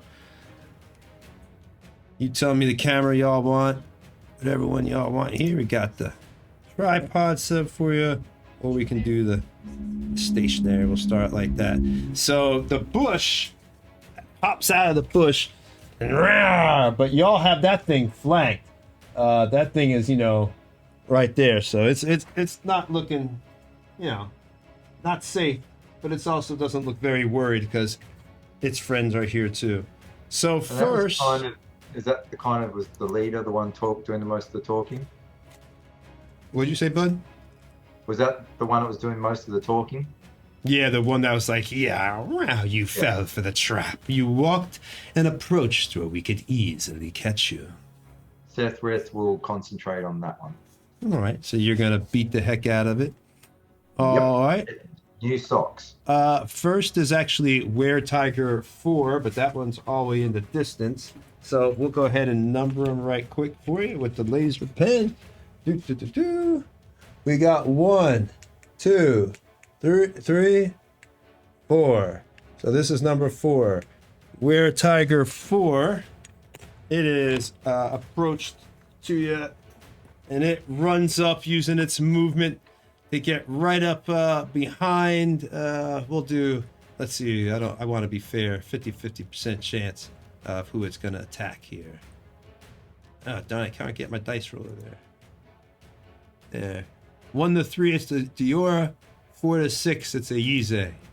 All right, I rolled a crit 1. It's poor Miss Diora. So this were-tiger in this half-human form, a half-humanoid form, and as you can see in the picture, these things, they have the maws and face kind of a tiger, but it's a little bit more blunt than their hands. Their paws kind of almost reflect hands with like the nails at the end. So as this thing runs up and it goes to claw, if I could just get this, hold on guys, roll 20 is slowing here, hold on.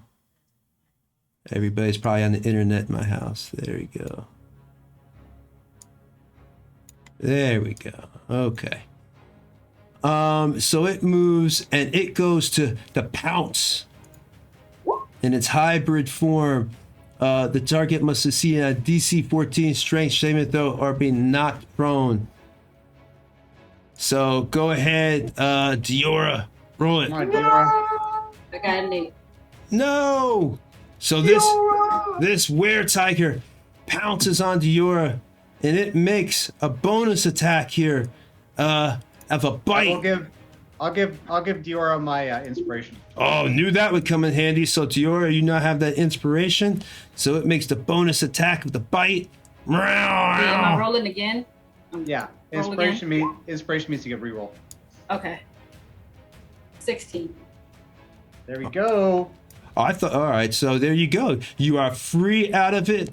I missed that. Well, I'll just do a bite then. So you stand up, you do the bite because he technically has a multi-attack. So I'll just use my last attack for that then, since you evaded the pounce. We'll just do a basic bite. So didn't get much damage. What is the bite on that? Oh, that's only very 1d10 plus 3. That's like nothing. So let's see what you get right here. 10. Oh my God, look at that. Plus 3 for 4 points. Nice one. So this thing doesn't really bite you. It's almost like it kind of like nibbles you a little bit on your hand. As he does that, I let my own things down, and I'm like, I have a set of those too, and I get in a fighting stance. Ooh, all right. So that were-tiger, it's made its move. It is right next. Let me put where it's at on the screen here so people can see it. It is right up on Diora. Tried to pounce and missed, but it's right there.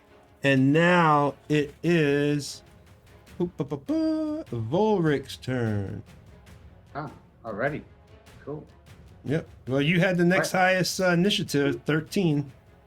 Cool. Okay. I will run towards the nearest were-tiger that's closest to Rin. So in relation to Rin, I want to engage the tiger that would be able to maybe get to her. All right. Oh, also, Diora, you have to roll real quick. Constitution. Just hit Constitution real quick. Save or Just straight saving throw. Yeah, Constitution saving throw. Just hit it. Uh-oh. 11. So you're cursed now. Well, we won't even say it just yet. We'll let that RP up on the next sleep. Is it worth using up my inspiration on this? It would be. It would be. I think it would be. This would be the time to give her your inspiration. I think it All would. right, you got my inspiration, girl. So roll that 1d4, Diora. No, it's it. So Oh, inspiration. that's right. I'm only sorry. Go ahead. That's right. Go ahead. Reroll. Yeah. It's not an Reroll. attack. Not an attack. All I right. got a 6. No. Well, we tried. The gods want you apparently to have this. I'll tell you now for game's sake, but your character doesn't know yet. But you now have were-tiger lycanthropy. All right. So on a cool note, a vampire were-tiger. We just created that show, that movie. What was it with the vampires and the werewolves? the old one. Underworld. Yeah. That was it. Underworld. So you're a vampire tiger hybrid. That's pretty awesome. All right. So it's Volric's turn now. All right. So yeah, as I said, I want to move towards the were-tiger that's closest to Rin. Okay. Is that within 30 feet? I'd say yes, because either which one, you can't make it to that one, but they're about the same distance. The one in the bush compared to the one over here, they're roughly the same distance, Eric, both about 15, 20 feet. Okay. Yeah. So pick one for me, and I'll run up. Yeah, you might as well get behind the one you're flanked because you got this one flanked, so it's right there. And I'm gonna come up with my sword glowing red, but then the last second I'm gonna bash it with the hilt of my sword using an unarmed attack. Unarmed strike.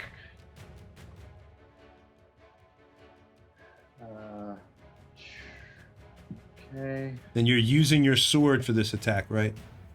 Yeah. Although it's an unarmed strike, so it's gonna be half damage or whatever it is for lycanthropes. But that's movement roll. So.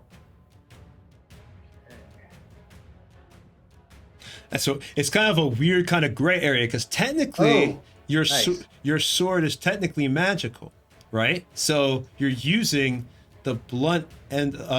You're using the blunt end of the sword. So I'm tempted to give this to you. I'm swayed They'll just give this to you. I'm fine if you don't, because I'm just using this as an improvised weapon, right? So Okay. that's what unarmed combat, Because technically, you know, I'd have to say that if it's just normal bludgeoning damage, then nothing happens. Nothing happens. they take 0 damage from that. Damage. Not enough? Yeah, you know how it works. You know the deal. Well, so there's a difference in The damage. Yeah, it's not resistance. 5e. It's not resistance. It's not resistance. Gotcha. It's immunity. Yes. Cool. Yes, sir. Okay, Yes, so that's fine because I hit, so I can do my grapple. So Grapple him up. Yes, grab his paws as he's snapping on the claw. Bad dog. Not a dog, but it's okay. All right. He rolled a 1. Okay. He's still confused. Here we go. Okay, so grapple. Go. So many windows for you to go through here. Okay, advantage. Yeah, Roll20's running slow tonight too, so. Okay, 25. Oh man, I think you're gonna definitely cut it. Okay. Definitely, you got him grappled. He is grabbed by. All right, and then as I'm going to use my action surge, and I'm going to go ahead and try and shove it to the ground. So I'm basically grabbing it by the neck and just put it to the ground. If I can. So another second set of rolls for us. I rolled basically the same thing. 16. Go.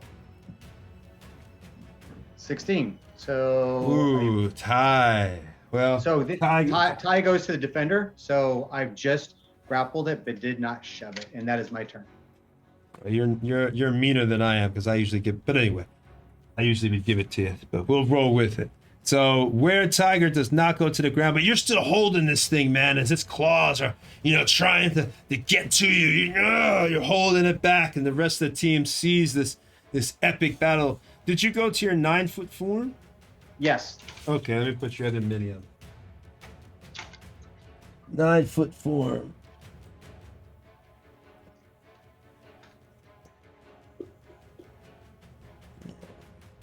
All right, so Vorik has him all tied up at the moment, and that is Were-Tiger 1. So when it's Were-Tiger 1's turn, it has only thing it's going to try to do is get the heck out of there. All right, so or attack with this little card, maybe bite. We'll see. Were-Tiger 3's turn. So that is the one over there. It's going to approach. 1, 2. Hold on a second. Yeah, I can make it. All right, so it approaches Sethreth. It's going to try to do the pounce, the same thing. Pounce on you, Sethreth. So I need you to do me a good old-fashioned... hold on a second. DC 14 strength saving throw. And of course, if anybody has inspiration left, they can give that to you or whatever. You can be used a lot. Don't matter. He made it. He's good to go. Bugger off. It's like it hits you, and like you just kind of like flex your pecs, and it hits the pecs and bounces off to the ground, shakes its head for a second, and it uses its next attack. It's gonna try to bite you. No, this won't try to claw you. It tries to, yeah, we'll try to claw. This one tries to claw you. And that does not. I don't think that's gonna make it. 15 is not enough to hit you, is it? 16 with my Yeah, breastplate all on. right. So that is a miss as the Were-Tiger, you see the claws, its retractable claws come out, and it comes forward with this huge swipe, Sethreth. But luckily, you put your shoulder into it, and it hits and rakes across your armor, not able to get you. All right. So next is Were-Tiger 2. It's gonna go after. Let's try to pounce Rin. All right, so Rin, DC 14 strength saving throw. Dodge, Rin, dodge. Sorry, everything is in the way. Hold on. Let me move boxes. Just let me click the thing. This thing is running at you, drool pouring out of its mouth. You know, you can tell these things, it looks almost emaciated. You can tell that they haven't eaten. They're ready to munch. An elf is looking good on the menu.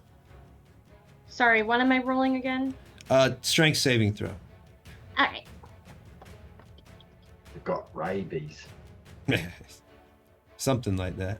Worse. But not hard to cure. All right, finally grabbed it. Oh, no. No, unfortunately, you get this thing jumps on you, and for a bonus action, it doesn't even have to count as for an attack. It's just gonna bite. Yeah. That's a hit. I know that's a hit. Roll me a Constitution saving throw.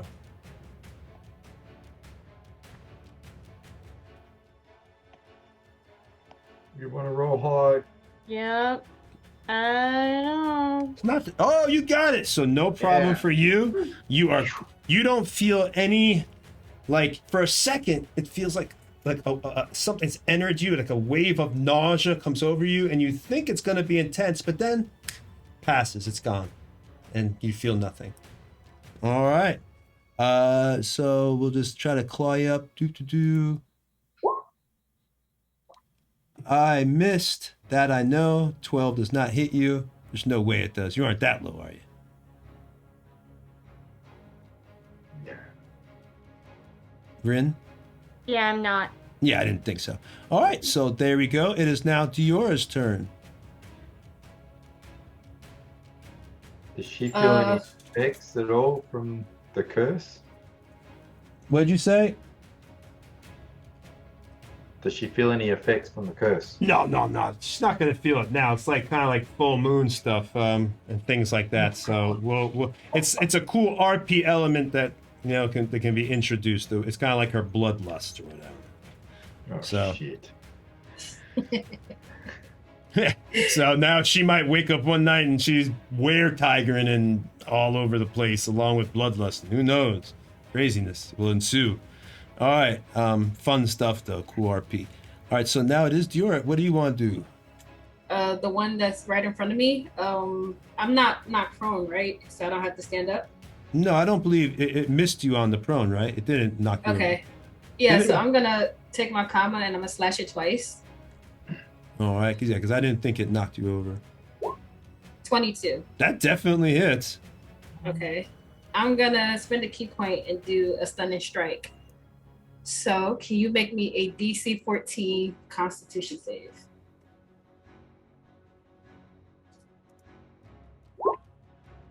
Oh, Oh, Just got just hit. Yeah, and the sad thing is these things look very weak. Like I said, they're emaciated, shrunken in bones, or ribs are showing. They don't look all that healthy. So you did 9, and that's a magical comma, right? No, Ooh, all this right. is a regular comma. Well, you put the salve on your weapons. All right. No, what's up? Yeah, I guess. I don't. What's all? did we get given something like that? You got a salve that would turn your weapons. Remember, would make anything that you put, if you put it on your weapons, would make them just like silver weapons. Well, And that? Mika made it for you, and she gave each one of you like a little pouch with a salve in it. Is that something once it's been applied stays there forever? I'll leave that up to your next DM. I don't want to say yes or no. That is unknown. Unknown. 'Cause I don't want to make it where if he has some cool thing he wants to do where that gets hurt because I gave you all silver weapons. So I don't want to do that to him. You got, we'll say for now though, Dewar, you didn't know it and you realize, wait a minute, as you go to slash this thing, the slash, as you do it, it just instantly kind of heals up. Okay. Well, I have 2 attacks, so I don't know what to do now. You have that salve you can apply. You can use your attack to put the silver on your weapon. I think that's a whole attack action, though, right?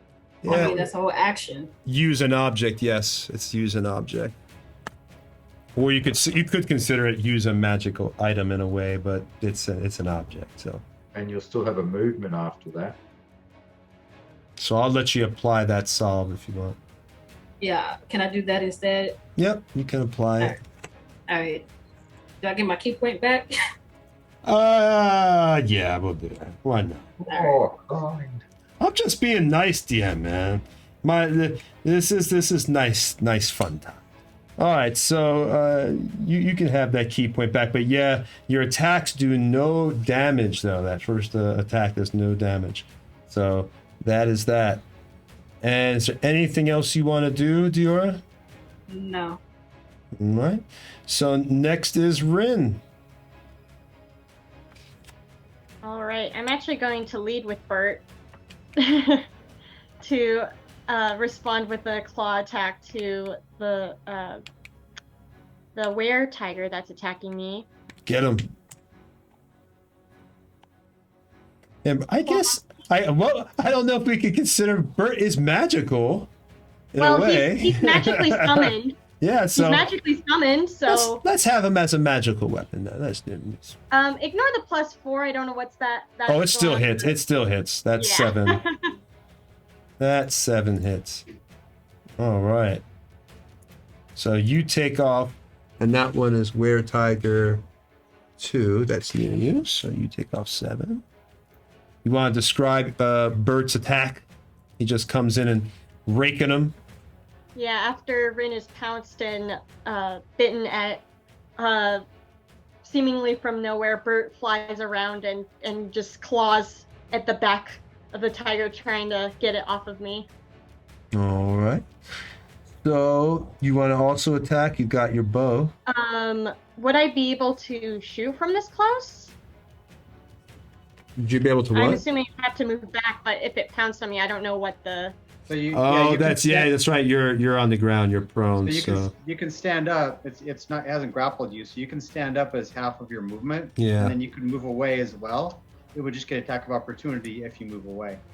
Would I be able to still shoot? Would it just take off some of it? No, if you get up, that's going to use. You're not going to be able to still attack if you move. Okay. Yes. So you can get up. So to be clear, rules wise, standing up is half of your movement. Does not affect your action. But well, Eric got me on that one. I thought you couldn't attack after you got up. That's old school. New school. Okay. We're in new school. I'm old. Do I have to worry about the attack of opportunity first before I even think about trying to shoot? Yeah, if you're gonna move back, or you can just take disadvantage. I'll take disadvantage then. There you go. All right. So I'm gonna get my attack of opportunity here as you back up. Well, Rin's not gonna back up. I'm just she's gonna not. Oh, okay. Advantage at shooting. Okay.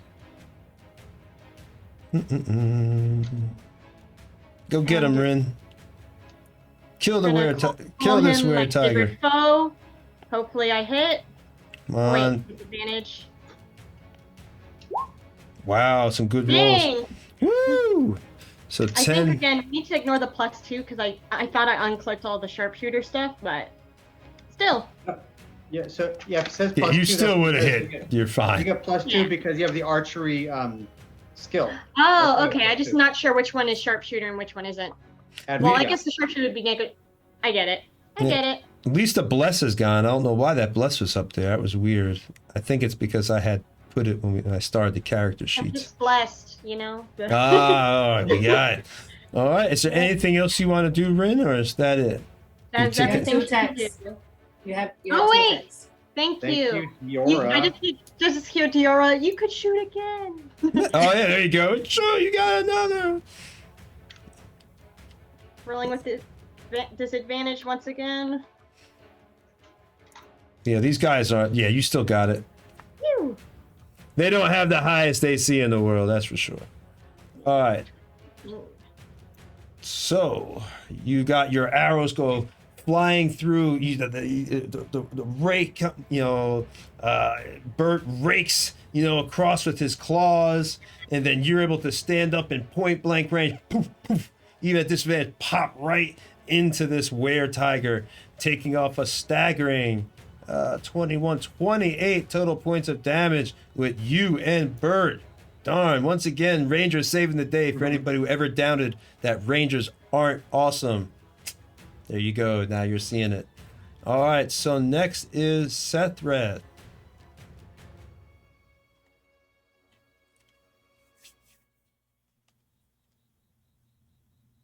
You muted, buddy? I think Sethred might be muted. Sethred was muted. Knucklehead. The one that attacked me, I think he needs to have his claws clipped. So I'm going to turn around and smash the shit out of him. 2 attacks. You should tell him you're going to neuter him and spay. Yeah, I'm going to nuke you with 2 rocks. Alright, so I'm raging, of course, first. Rage! And let's see what that does. We roll a d8. Something exciting, hopefully. Oh, 8. What's 8 on that chart? Let's see then. My wild surge, an 8 would be... The nuclear option? A bolt of light shoots from your chest. It's my superpower ray that you love. Another creature of your choice that you can see within 30 feet of you must succeed on a Constitution saving throw or take 1d6 of radiant damage and be blinded until the start of your next turn. Until your rage ends, you can use this effect again on each of your turns as a bonus action. So it attacks me, bounces off. Here it comes, kitty. And a big bolt straight in its face.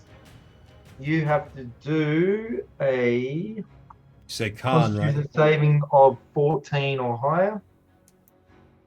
I'm pretty sure. Oh, bugger. Well, it shoots past you then. You don't take any damage from it. All right, but still cool. You soldier boyed it. And I have my 2 attacks. So attack 1. Would have been better if it hit it. That's 11's not going to hit it. 11. No, 11 just misses. Second attack. Ooh, almost a crit. 26 points and does 14 points of damage. All right, that is My power. weapon is magical. Gotcha. So you're good to go. Magical weapons are good. All right. Anything else you want to do? That's all I can do. 2 attacks. He already I had a did second too. attack. Yeah, that was the second one First right one there. missed. Yep. Sorry. All right. Booger. So next is the Were-Tiger, the first one, and then a Yize. So Were-Tiger 1, I guess, would turn around to Volric because Volric has him grappled. So he's going to try to... I bit, then clawed, then bit, so we'll claw.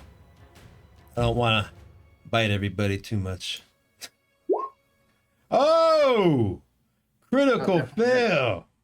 All right. I guess I bite my own hand. I go to bite Volric, trying to snap at him rather than trying to get up. Because Volric's holding it down. So this thing tries to... Well, not bite, sorry, he tries to claw at Volric. Should be claw. Tries to claw at Volric and get him. But you're able to take your arm, Volric, and pin his arm to the ground. As this thing's trying to claw you, and you see the claws going in and out of its fingers in a desperate, mad attempt to get at you. All right, that's its turn, trying to get at Volric in this epic struggle, and now it's a Yize's turn. I am not wasting good spell juice on these imbeciles. I whip out my wand, and 1 sec. Ina Erdun, and I use a firebolt. And I'll shoot the one on Ren. Because everyone picks on our elf. What are you doing? It sounded like you said fireball for a second. Fireball. Fire at. Oh, fire. About to say, I know you didn't say fireball, and you're firing the magic missiles. Okay, you're the one you read. All right. About to say, I was like... it's firebolt. Firebolt, okay. All right, there we go. 10. Wow, you scored a 1. Unfortunately, no, that misses. a +9 to hit, and I rolled a 1. Great. I know, that's crazy, right? I just noticed you had a +9. Like, how the hell do you crit with +9 or fail +9? But I guess it happens sometime. All right, so Yuzi, is there That's my anything? action. Yep. You want to move or anything? Honestly, I can't tell where I am, so no, I don't want to. I can tell where. Here you go. If you want to see where you're at, you're right here, EJ. You can see that in the camera. Let me see if I need to change the camera, if I can make it better for you. Okay, I can see it. So there's a tiger next to me. Yeah, it was attacking, and that was the one that was attacking Diora. Oh, geez, all right. I would have shot the one. No, that then if it's not close. Yeah, But Chris said he was right. attacking the one that was on top of Rin. Then here's Yeah. what I'm gonna do. I'm gonna move behind the one that is attacking Diora, Okay. and that way, if she wants to flank, she'll have someone to flank with. Okay. So you move around to the behind it, navigating your way over there, ready to help you. And that's my action. Oh, boy. All right, that's your move and your action. Okay. All right. So next, top of the round, then it goes back to Were Tiger 4. That was the one on Diora. It's gonna try to. It's gonna try to claw. It takes out. I see it. It goes to it. Has its weapon ready now. It takes out scimitar, ready to go because it's hybrid form. All right, so I assume that hits. Yeah, that hits. Don't worry, not a lot. 1d6 plus 3. We'll just do the average here. Here you go. 8. So 8 points of damage. All right, so it does. The first slash is 8. Let me make sure. All right, and then next attack, because it's a multi-attack, the scimitar comes along again.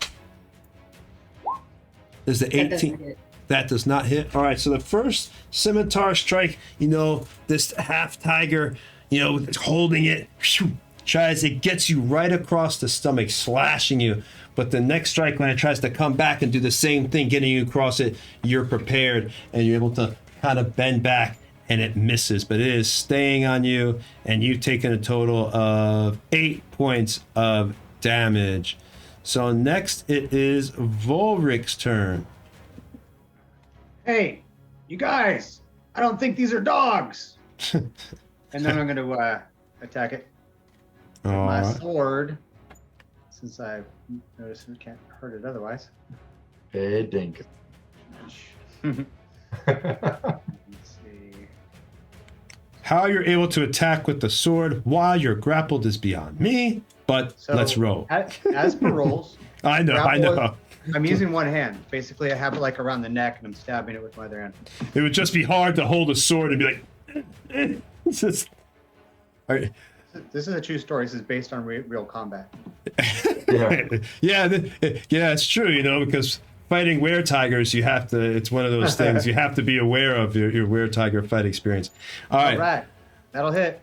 That So- definitely. 20, woo, so 11 points of damage. And then my sword, again, which is already glowing red, bursts into flames, and a fiery set of chains wraps around it. So it has to make a saving throw, DC 13 versus strength. You're violent. I love it. Yeah. Yeah. Okay, made a saving throw. But he'll still Unfortunately, still take the fire damage, extra 2d6. So let me get this out of the way. Takes an additional 7 points. So a Right. total of 18 points.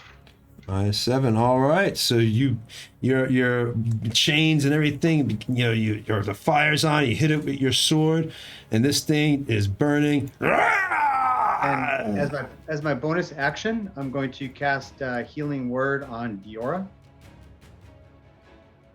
So that's going to be D4 plus. Let me just click the button. I think that does it, right?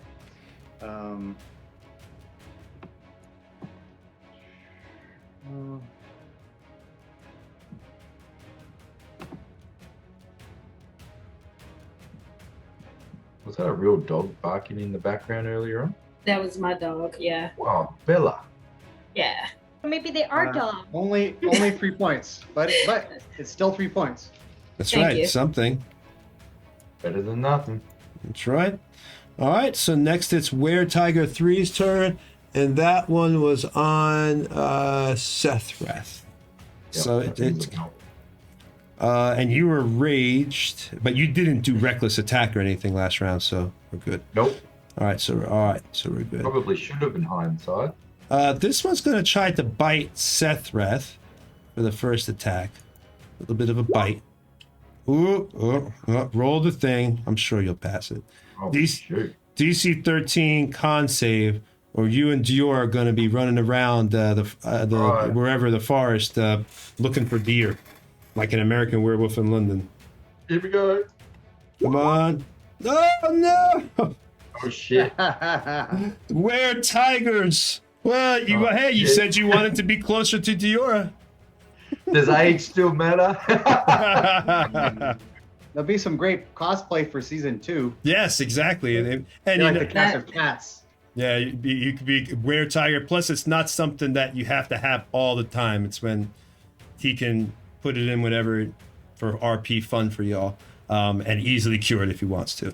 All right, so Constitution, you don't know it, but you've got Were Tiger, but you don't know that as a character. You don't know that yet. You just feel a wave of nausea and heat, and you feel hot all of a sudden. All right, so now it's going to claw you. I forgot to do the damage on that.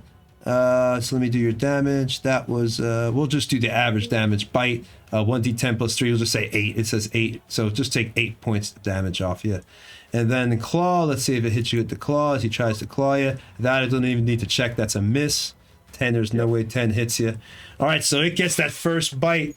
You thought you were badass telling how you're going to declaw and neuter it. I'll rip your throat out and drink your blood. And it begins to grab your throat at the jug. You're grabbing on. You're able to pull it off, but you, like I said, you know that it's broken the skin, and you feel the heat. And now it's Were Tiger 2 on Rin. Rin, this will scimitar attack Rin.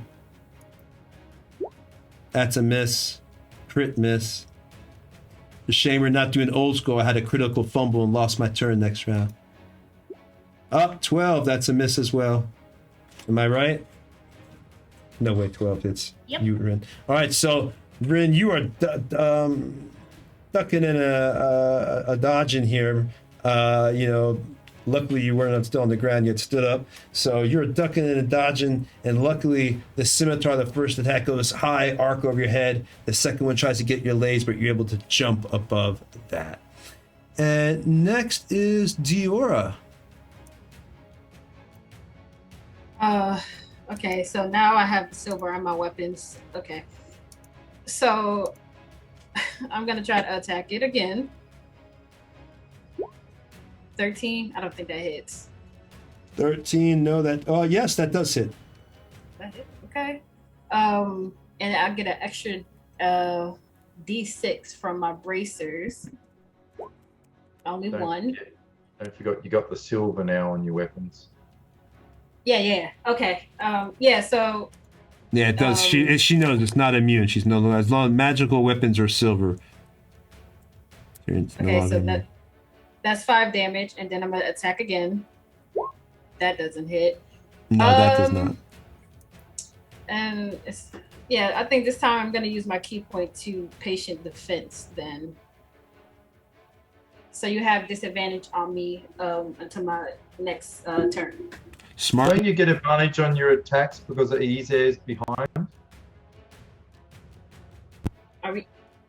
I thought that Oh, was that's on- right. She. Well, the way we do those flanking attacks is people say they're attacking at the same time, but I'll let it go because if you want, I could still give you a little bit of something because technically Elise could be distracting. Okay. I'll let you. We'll give you like a +2. So roll again. And we'll give you a +2. Oh, You did not need that +2. And then I get another D6 from my bracers. Another one. Great. All right, so So 11, altogether 12. that's 12. 17. Yeah, plus the 5 up top. Whoa, all right. So these things are, like I said, you guys, you took a nasty blow, and they're starting to look weakened. Like I said, they were all emaciated, and and their ribs are showing. Now you've taken some damage, but they are still up fighting. Diora, is there anything else you want to do? I think that's about all you can do, right? That's all I can do. Yeah, just patient defense, and then that's it. All right. So next is Rin's turn. Right. Same.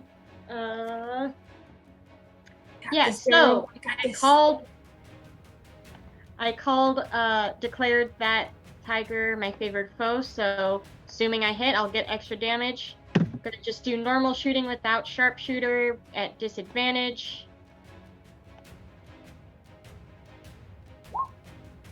Wow. Even with disadvantage, your disadvantage is Wow. 21. Oh, what a Alright, I'm gonna shoot now while I still have that good karma. Yeah. Alright, well, No, but hey, man, you got the first Oh, one. wait, no, that I'm sorry, Is that that is a it? hit. That is a hit. they It's have that 11 low plus of an 2, attack. which is a 13, which according to Tony is their armor class. Oh, I thought the plus They're 2. only 13. Oh, that's your archery style. I just hovered above it. Yeah. Oh, yep, then that does Yeah. hit. That's your archery style bonus. Then yes, that does hit. Alright. I thought it was like that and- bonus, like you said, had messed up before to ignore. It's like that or something. Legolas thing, like just poking the arrow in the eye.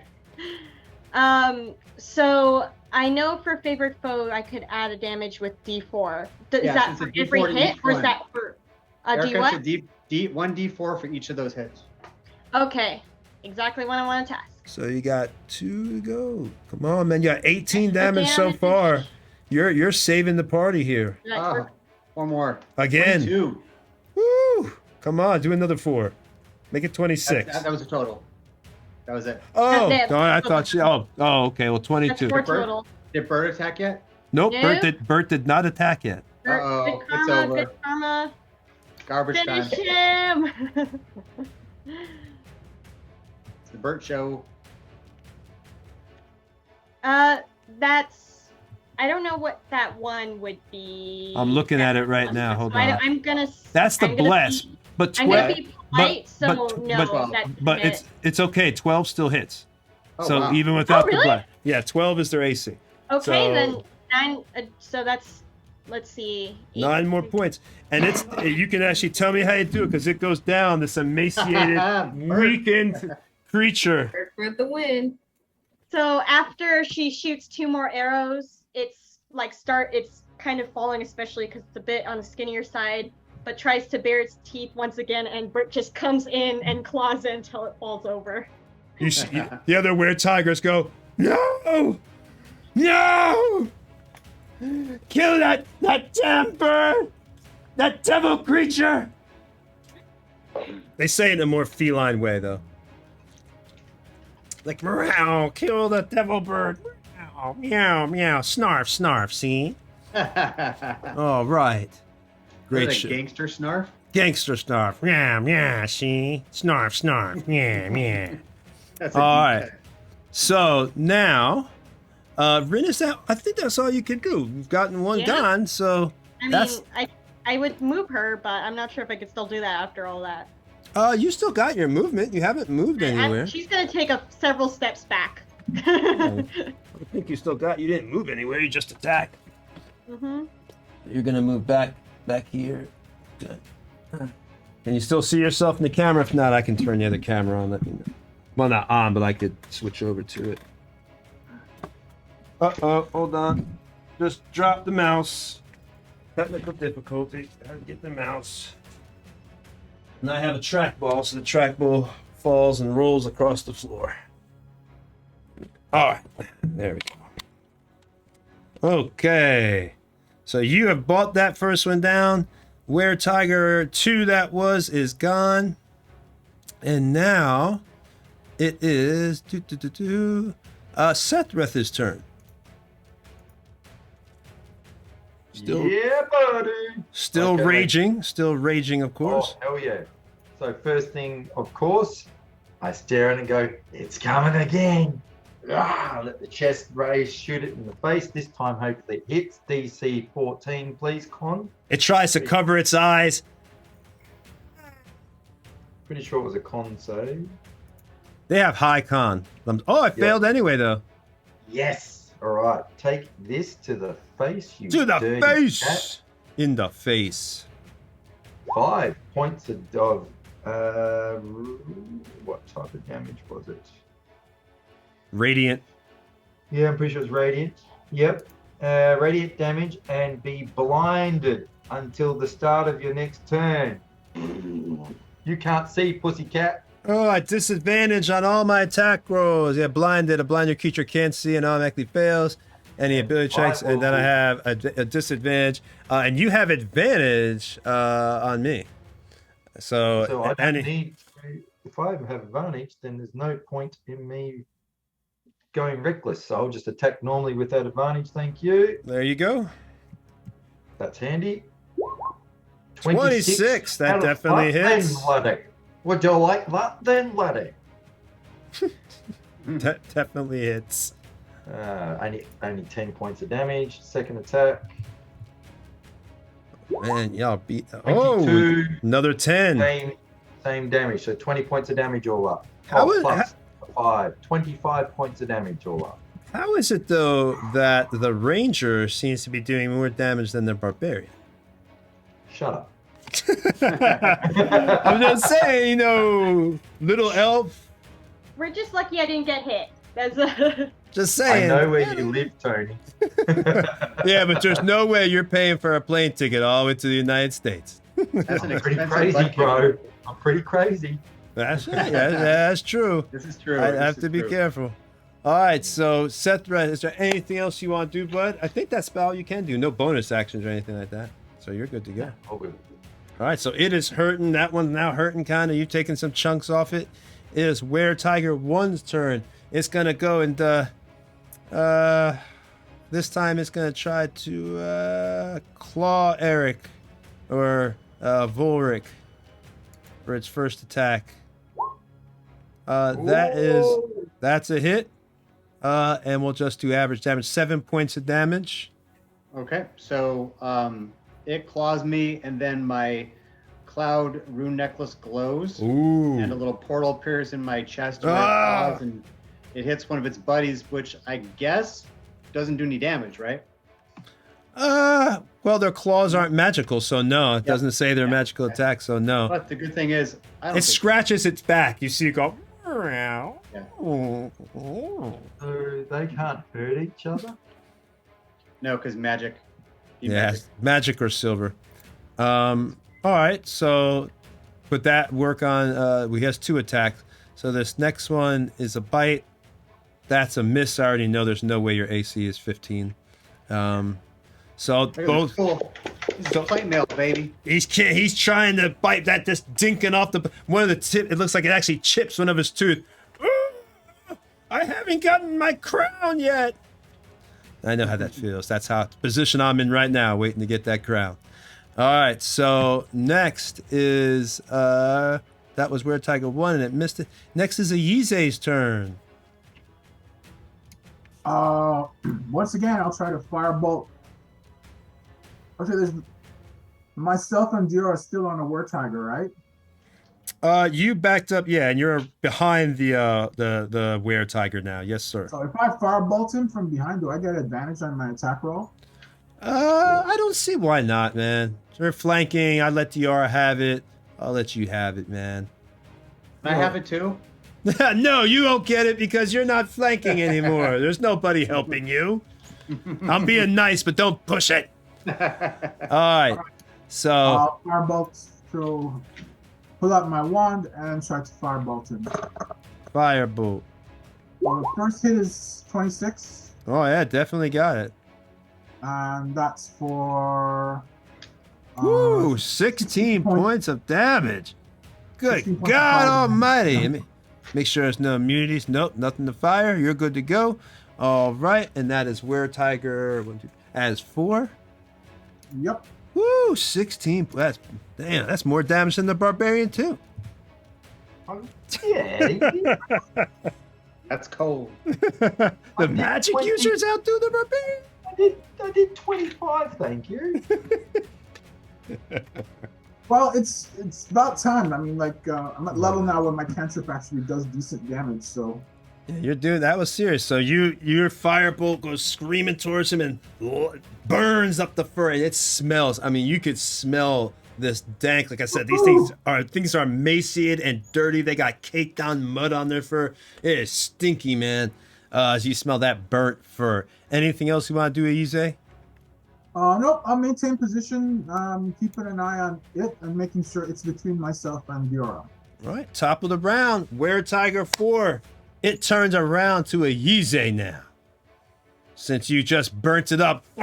You bastard. You bastard. Yeah, we can say that. You bastard.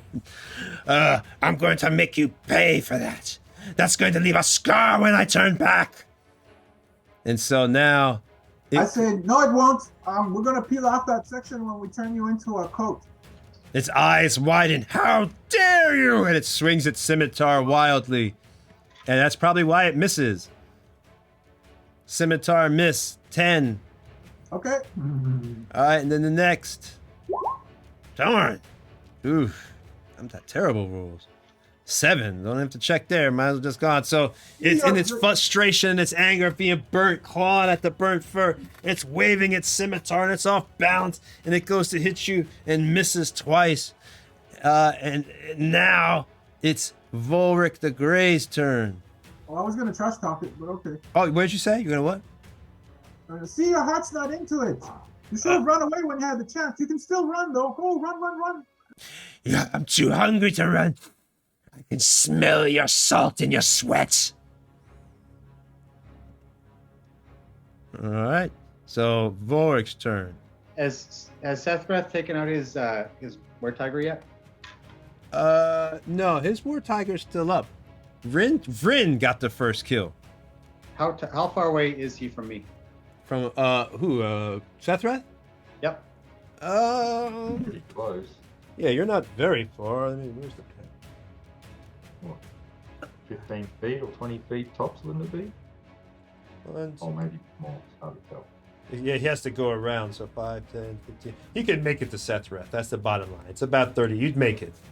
Oh, it's 30. It's 30 feet. Yeah, you're gonna make because you have to go around the bush. So 5, 10. No. I still have to kill mine. I still have mine to fight. I was gonna try and drag it with me, but I can't move that far with a dragon. Yeah, it'd be difficult terrain or whatever. Okay. So right. I'll go ahead and just haul back and smack him with my sword. Smack him with the sword. Smack him, yak him. Smack it up. Throw him down some smack. Oh, all the windows, so many windows. Yeah. Is anybody else's roll 20 going slow tonight? I guess it is. Just 7 points. Roll pretty low, but I hit. All right, so that's a nice big chunk. 7 points. Plus you get your other attack, don't you get? I thought I get 2 attacks for it. No, because I'm part bard, so I don't. Okay, so -7. Okay. And then for my bonus action, I'm going to go ahead and give my inspiration to Rin. All right. Arctic inspiration, which by the way is a D6, not a D4. All right. Very nice. Oh, darn, man, come on. Jeez. All right, there we go. Finally. It was frozen. I don't know what's going on. All right. So, next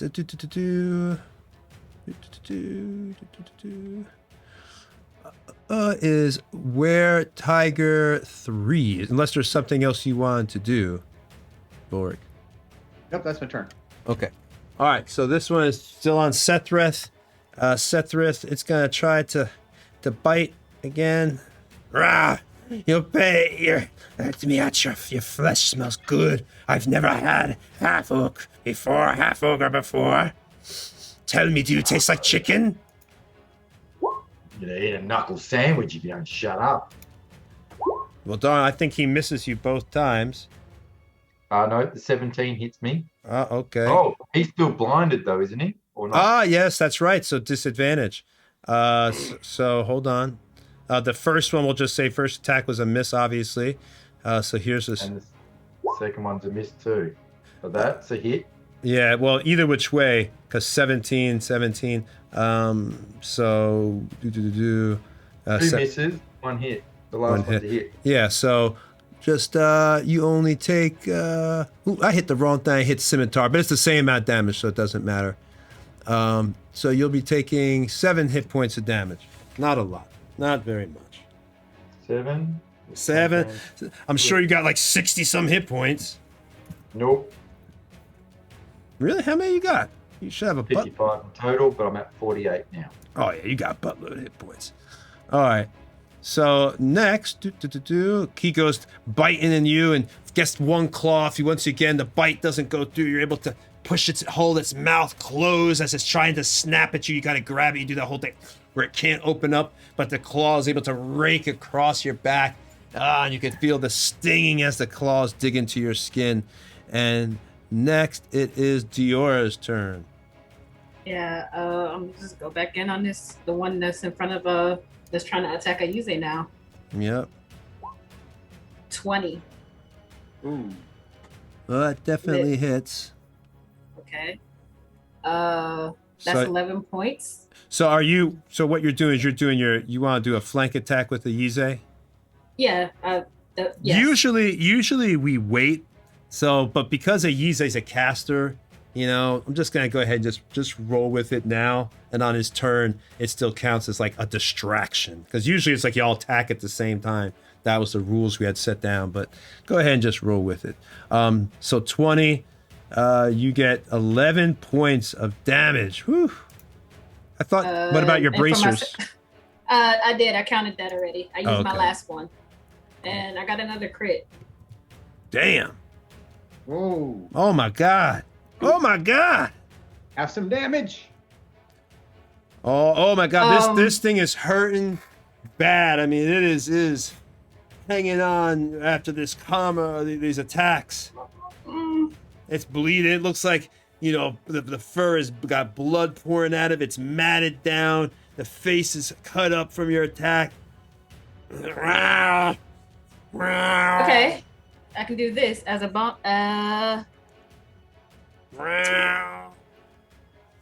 Looking like it got the mange now. You've cut so much fur off it. It's a Okay, so I mangy can cat. do this. I can attack it again. I have to spend a key point to do a key fueled attack, and it allows me to make one attack with an unarmed strike or my monk weapon, which I will be using my monk weapon. So I'm gonna spend a key point for that. And I'm gonna attack it again. 17. Oh, it's down. Nice. Gosh. Describe your attack as a Yize was dancing to distract it. He was there. He was dancing over there. Hey, look over here! Look over here! Look over here! Hey! Yeah, so as I usually is dancing, I just come through with the comma. I strike, like I spin it around because it has like a chain. So I grab the chain and I spin it and I let it sink into his stomach, and then I yank it out, and then I just like do it again. But this time I'm going up higher until I lodge it in his throat. And these things, like I said, they're so emaciated and skinny that as you cut it, you don't even see like any fat, just almost pure bone and skin and bone at this point. And this thing is the neck that spits blood out, and it just goes into the grass, and the blood actually splatters on you, Dior, and some goes into your mouth. That's fine. Yeah. No bloodlust. No bloodlust. Free, just free meal. Free meal. I'm gonna use my movement to go over to Sephiroth, so I'm behind the one Sephiroth is facing. All right. Are you coming to steal my kill? I think so. I don't think so. I don't know. Maybe. All right. Next is Rin's turn. You've got 2 of them down now. And you have inspiration. Wait, you're worried Actually- about me and Ren is out here killing things? Wow, that's true. Rin and the monk. Eric, remember you have an extra D6. If you need it. Yeah. Yeah. Look. Sorry, with this camera angle, is there one or Hold two on. left standing? I can switch the camera angle for you. My bad. Hold on a second. That should help you out now. There you go. Schematic, but just wanna make Yeah, sure. yeah. I try to change it around just to make it interesting a little bit, so it's not static the whole time. You got one here by Volric, which is right there near you, and then you got one. Diora and Sethrith are fighting right here, and you're right here. Can you see yourself? Yes. Perfect. So Rin is holding her bow, and she kind of looks over to her right shoulder, but then she kind of remembers the last time she stole a kill, and just like, eh, and then faces towards Volric. And she's gonna do sharpshooter, so more damage, but taking that negatives. Come on. Yep. She once. Oh wait. There you go. No. No. Oh, you have a d6. Roll it. Well, hold on. Yeah. Oh, is that Eight. for hit? Does it add to the hit or the damage? It The would Well, hit? your archery style says you hit. So, No. but then your Uh, sharpshooter. Wait a minute. This is. Because sharpshooter gives me the negative. Oh, so minus the 3. math- Okay, I see. It's like It's a minus minus 3. -5 So plus no, 2, that now does it's not hit. -3, yeah. That one You can does still, not hit. You can still go for it. I mean, roll d6. If you roll 5 or 6, it'll still hit. Yep, Or yep. even better, actually. I'll use that Roll an d6 eight. now then. There you go. You hit. 4. That's a 12. Woo! All right, so 12 All hits. right. Stealing somebody's since I- kill. All right, and since I could hit it twice, declaring that as that tiger, that were-tiger as my favored foe. So if I hit again, I could do extra damage. Exactly. Come Oh, on. yeah. Oh my Oh, god. yeah. All right, and additional damage with a d4. Oh, my Woo! God. Oh, my God. Woo! What's it? And you were attacking which one? I'm sorry, Volric's one? Or Sethrith? Volric's tiger. Okay, so Rare that's number tiger. one. Number one. It feels like, sorry, I know you prefer the term were-tiger. That It's were okay. tiger- It's okay. That were tiger is cat. It's hurting, but it's still it's not it's still alive, up. wow. Yeah, it's still up. If Impressive. only I had a little flying friend. Ooh, that's right. Come on, Bert. Come on, Oh. crit. Oh, Bert Bert. needs to crit. Bert. Come on. Oh my Oh, god. Bert. It's hurting bad now. No, like Freya's hit is Bert. pretty. Dude, man, I'm telling you, everybody who's watching this show is going to start making Rangers. You know, in fact, if anybody should pass away or something, there should be a whole party of just Rangers. just Or- everybody yeah, just a or- Ranger. Or Falcons. Or Falcons. Everybody's just Falcons. Like you could call it the animal party, you know. For season role 2, playing would be awesome. everybody's just an animal. It's the furry party. All right, so this thing is hurting bad, man. It's almost yeah, it's hurt. I'm about to say it, ask for mercy, but nah. All right, so it is Sethrith's turn. Yay. Right. Come on, Sethrith.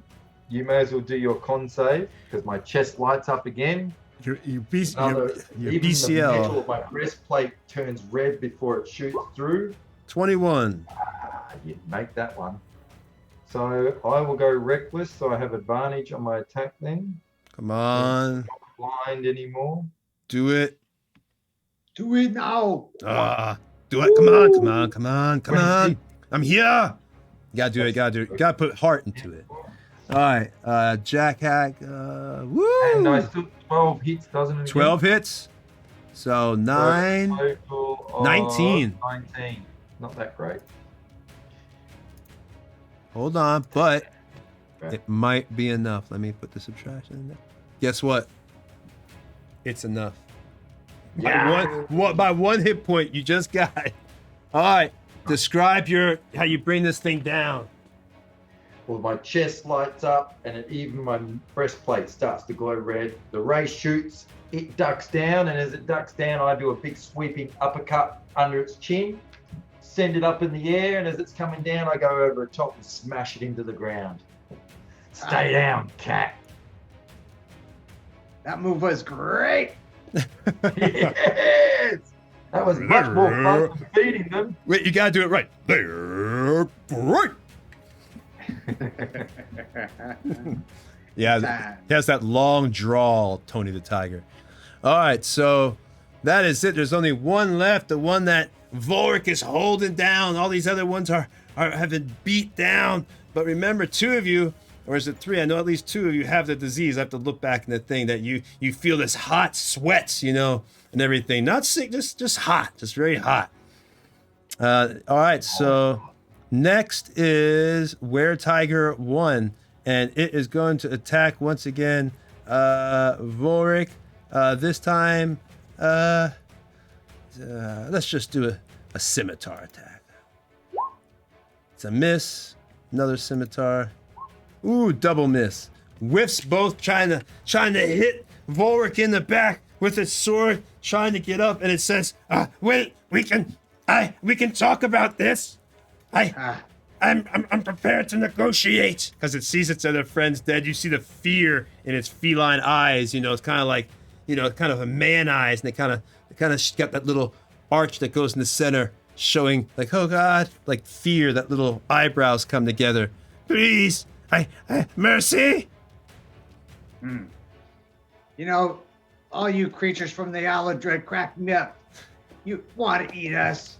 You talk all kinds of trash to us. Then you start to whine, and at the end you're begging for your life. I would allow you to live if only you had just enough of a dog-like appearance. Ruff, but you don't. ruff. You're not a dog at all. It starts trying to bark. Ruff, ruff, ruff. And you kill it though. All right, no mercy. It's Ize's turn. Oh, that was the last one though, right? They're all dead? No, I didn't kill it. No, I'm it's just not. talking. They were just talking, a little RPing, and Not yet. Oh, does Lurik look like he's going to spare it, or did he just miss? No. I don't think he's going to spare it.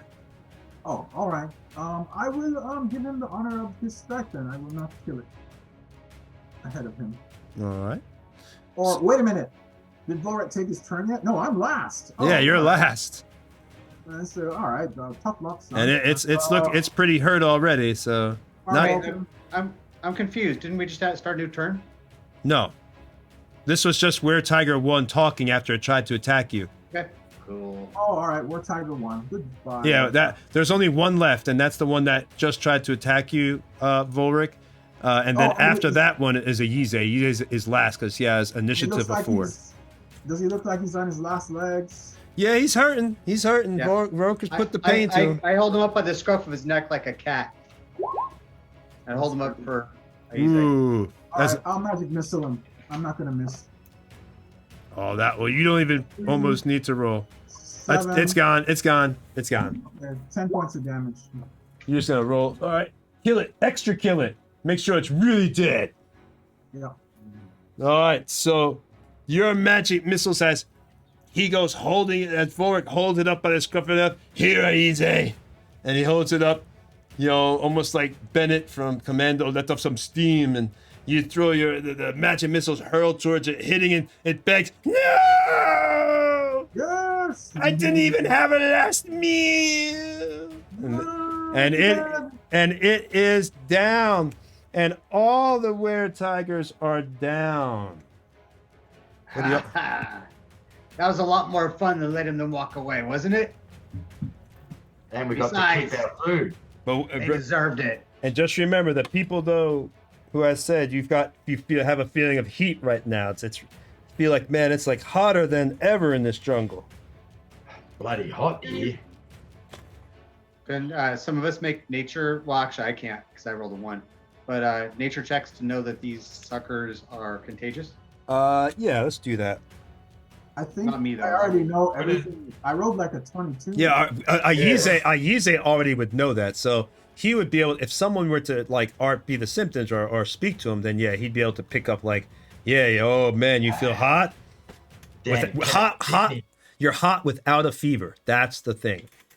Damn cat beat me. I think for me, I'm hot, period, because I mean, I don't do well in the sun to begin with. So I'm just like, I just go over to Surfref and I'm like, I'm burning up. Something. Oh. Yeah, it bit me right here. Yeah. Yeah, bit me in my arm. Do I notice this? If you hear, I would say that you overhear them talking. So yeah, you overhear it. Oh, one moment, please. May I see the point where the creature bit you? Yeah, right there. Oh my goodness. Yep, that's a bite, all right. And Yeah. you're feeling feverish? Yeah. Huh. Why? Diora, you're feeling feverish? I mean, more so than usual, yeah. Wow, I didn't even think that that sort of thing would affect you. Oh well. Anyhow, are you Well. getting infected with lycanthropy? Is this like a disease? Yes, it's a magical disease, and when the full moon rises next, then probably I think it's within 3 days or the full moon. You know what's crazy, You'll guys? pass- I'm If you're gonna let me- sorry. if you're not gonna let me finish, I'm not gonna explain what it is. Go ahead. I'm sorry. Okay. It's triggered by the full moon, but it usually takes time to settle in. At which point you'll turn into a war tiger. Not as cool as it sounds. Not as cool as it sounds. So you might feel like, oh look, I'll turn into a big sleek tiger person. I'm not sure of what effect it would have on you physiologically, considering that is the result of when a human gets lycanthropy, but your particular species may respond differently. And I'm not sure how it would work with yours, in particular, Diora. But anyhow, there's rampaging bloodlust, need to, what's the term? Need for food, flesh, and such alike, and animalistic tendencies. Do we still keep able to control our mind, or is this gonna take us over? In my experience, control of your mind while in a lycanthropic state usually takes time. The tribes of the moon train their young in this kind of thing when they have inheritable lycanthropy. However, those who have been cursed, it may take some time or act of willpower in order to maintain control while you're in war tiger form. It's not a good thing. And I might add, just in terms of social responsibility, while you're a war tiger, you are also a vector for disease. Anyone you bite or slash who survives will also has a chance of contracting it. Well, is However, there a cure? it is curable. And you can do it right now, correct? You need a priest. Can't you do it? I'm not a priest. Hey, what about at the village, that witch doctor guy that helped us? I'm not sure if he's a priest, but it requires, it is a curse, all right? You need someone who can cast remove curse. Cool thing for season 2. When's the next What was full that? moon? Are you there? That I can tell you. When is the next full Tony, when's the next full moon? Probably I'd say you just had one, so it's a while away. At least about a month away. It's about a month away. About 3.5 weeks. 3.5 weeks. 3.5 weeks. I'll worry about it later then. That's all I can recall, though, but I will certainly see if I can recollect anything else about it. But again, I warn you, it's not as cool as it sounds. All right? Sounds pretty cool. It does sound pretty cool. Being a tiger, I mean, come on now. You're a walking STD. That's all I have to say. What's an STD?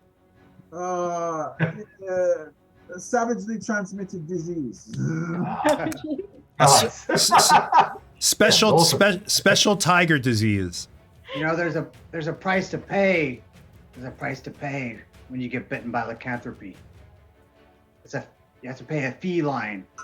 Oh, that's a terrible joke. Good one, Dad. I'll leave now. I'll just leave Zoom now. Bye. One day, Wahlberg.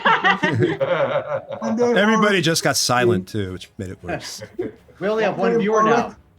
One day, Volric is going to be murdered in his sleep. I'm not sure whether he's sad or happy when that happens. Diora does Sorry, it too. audience. All right. Well, that is actually about where we're going to leave off. If you want to check the Were-Tiger real people to see if they have anything on them. Obviously, you see they all have scimitars. You can see that plainly. That's what they were fighting with. They also have longbows on their backs. You can see that plainly as well. Do you want to check anything before we get out of here? Well, I always wondered, do they revert to human form when they die? Yes, they do. Damn it! No fur.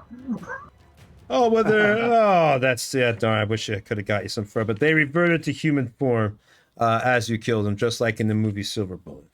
Well, I'll search through the belongings and see if there's anything of interest. All right. You actually go ahead. We'll do the old roll. Roll me a d12.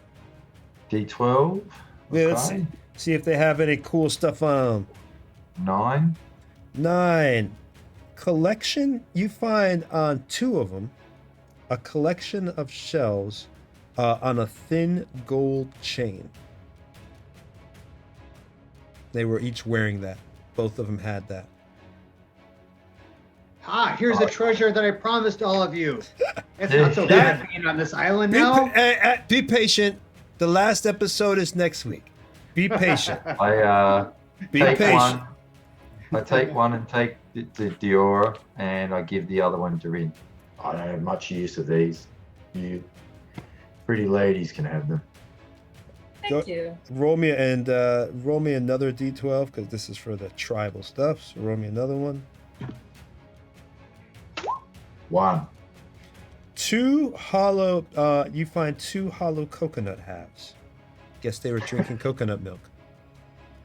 And now we can simulate horses now. Oh, dude, that's out of freaking Monty Python. Sure is. Couldn't afford the horse. All right.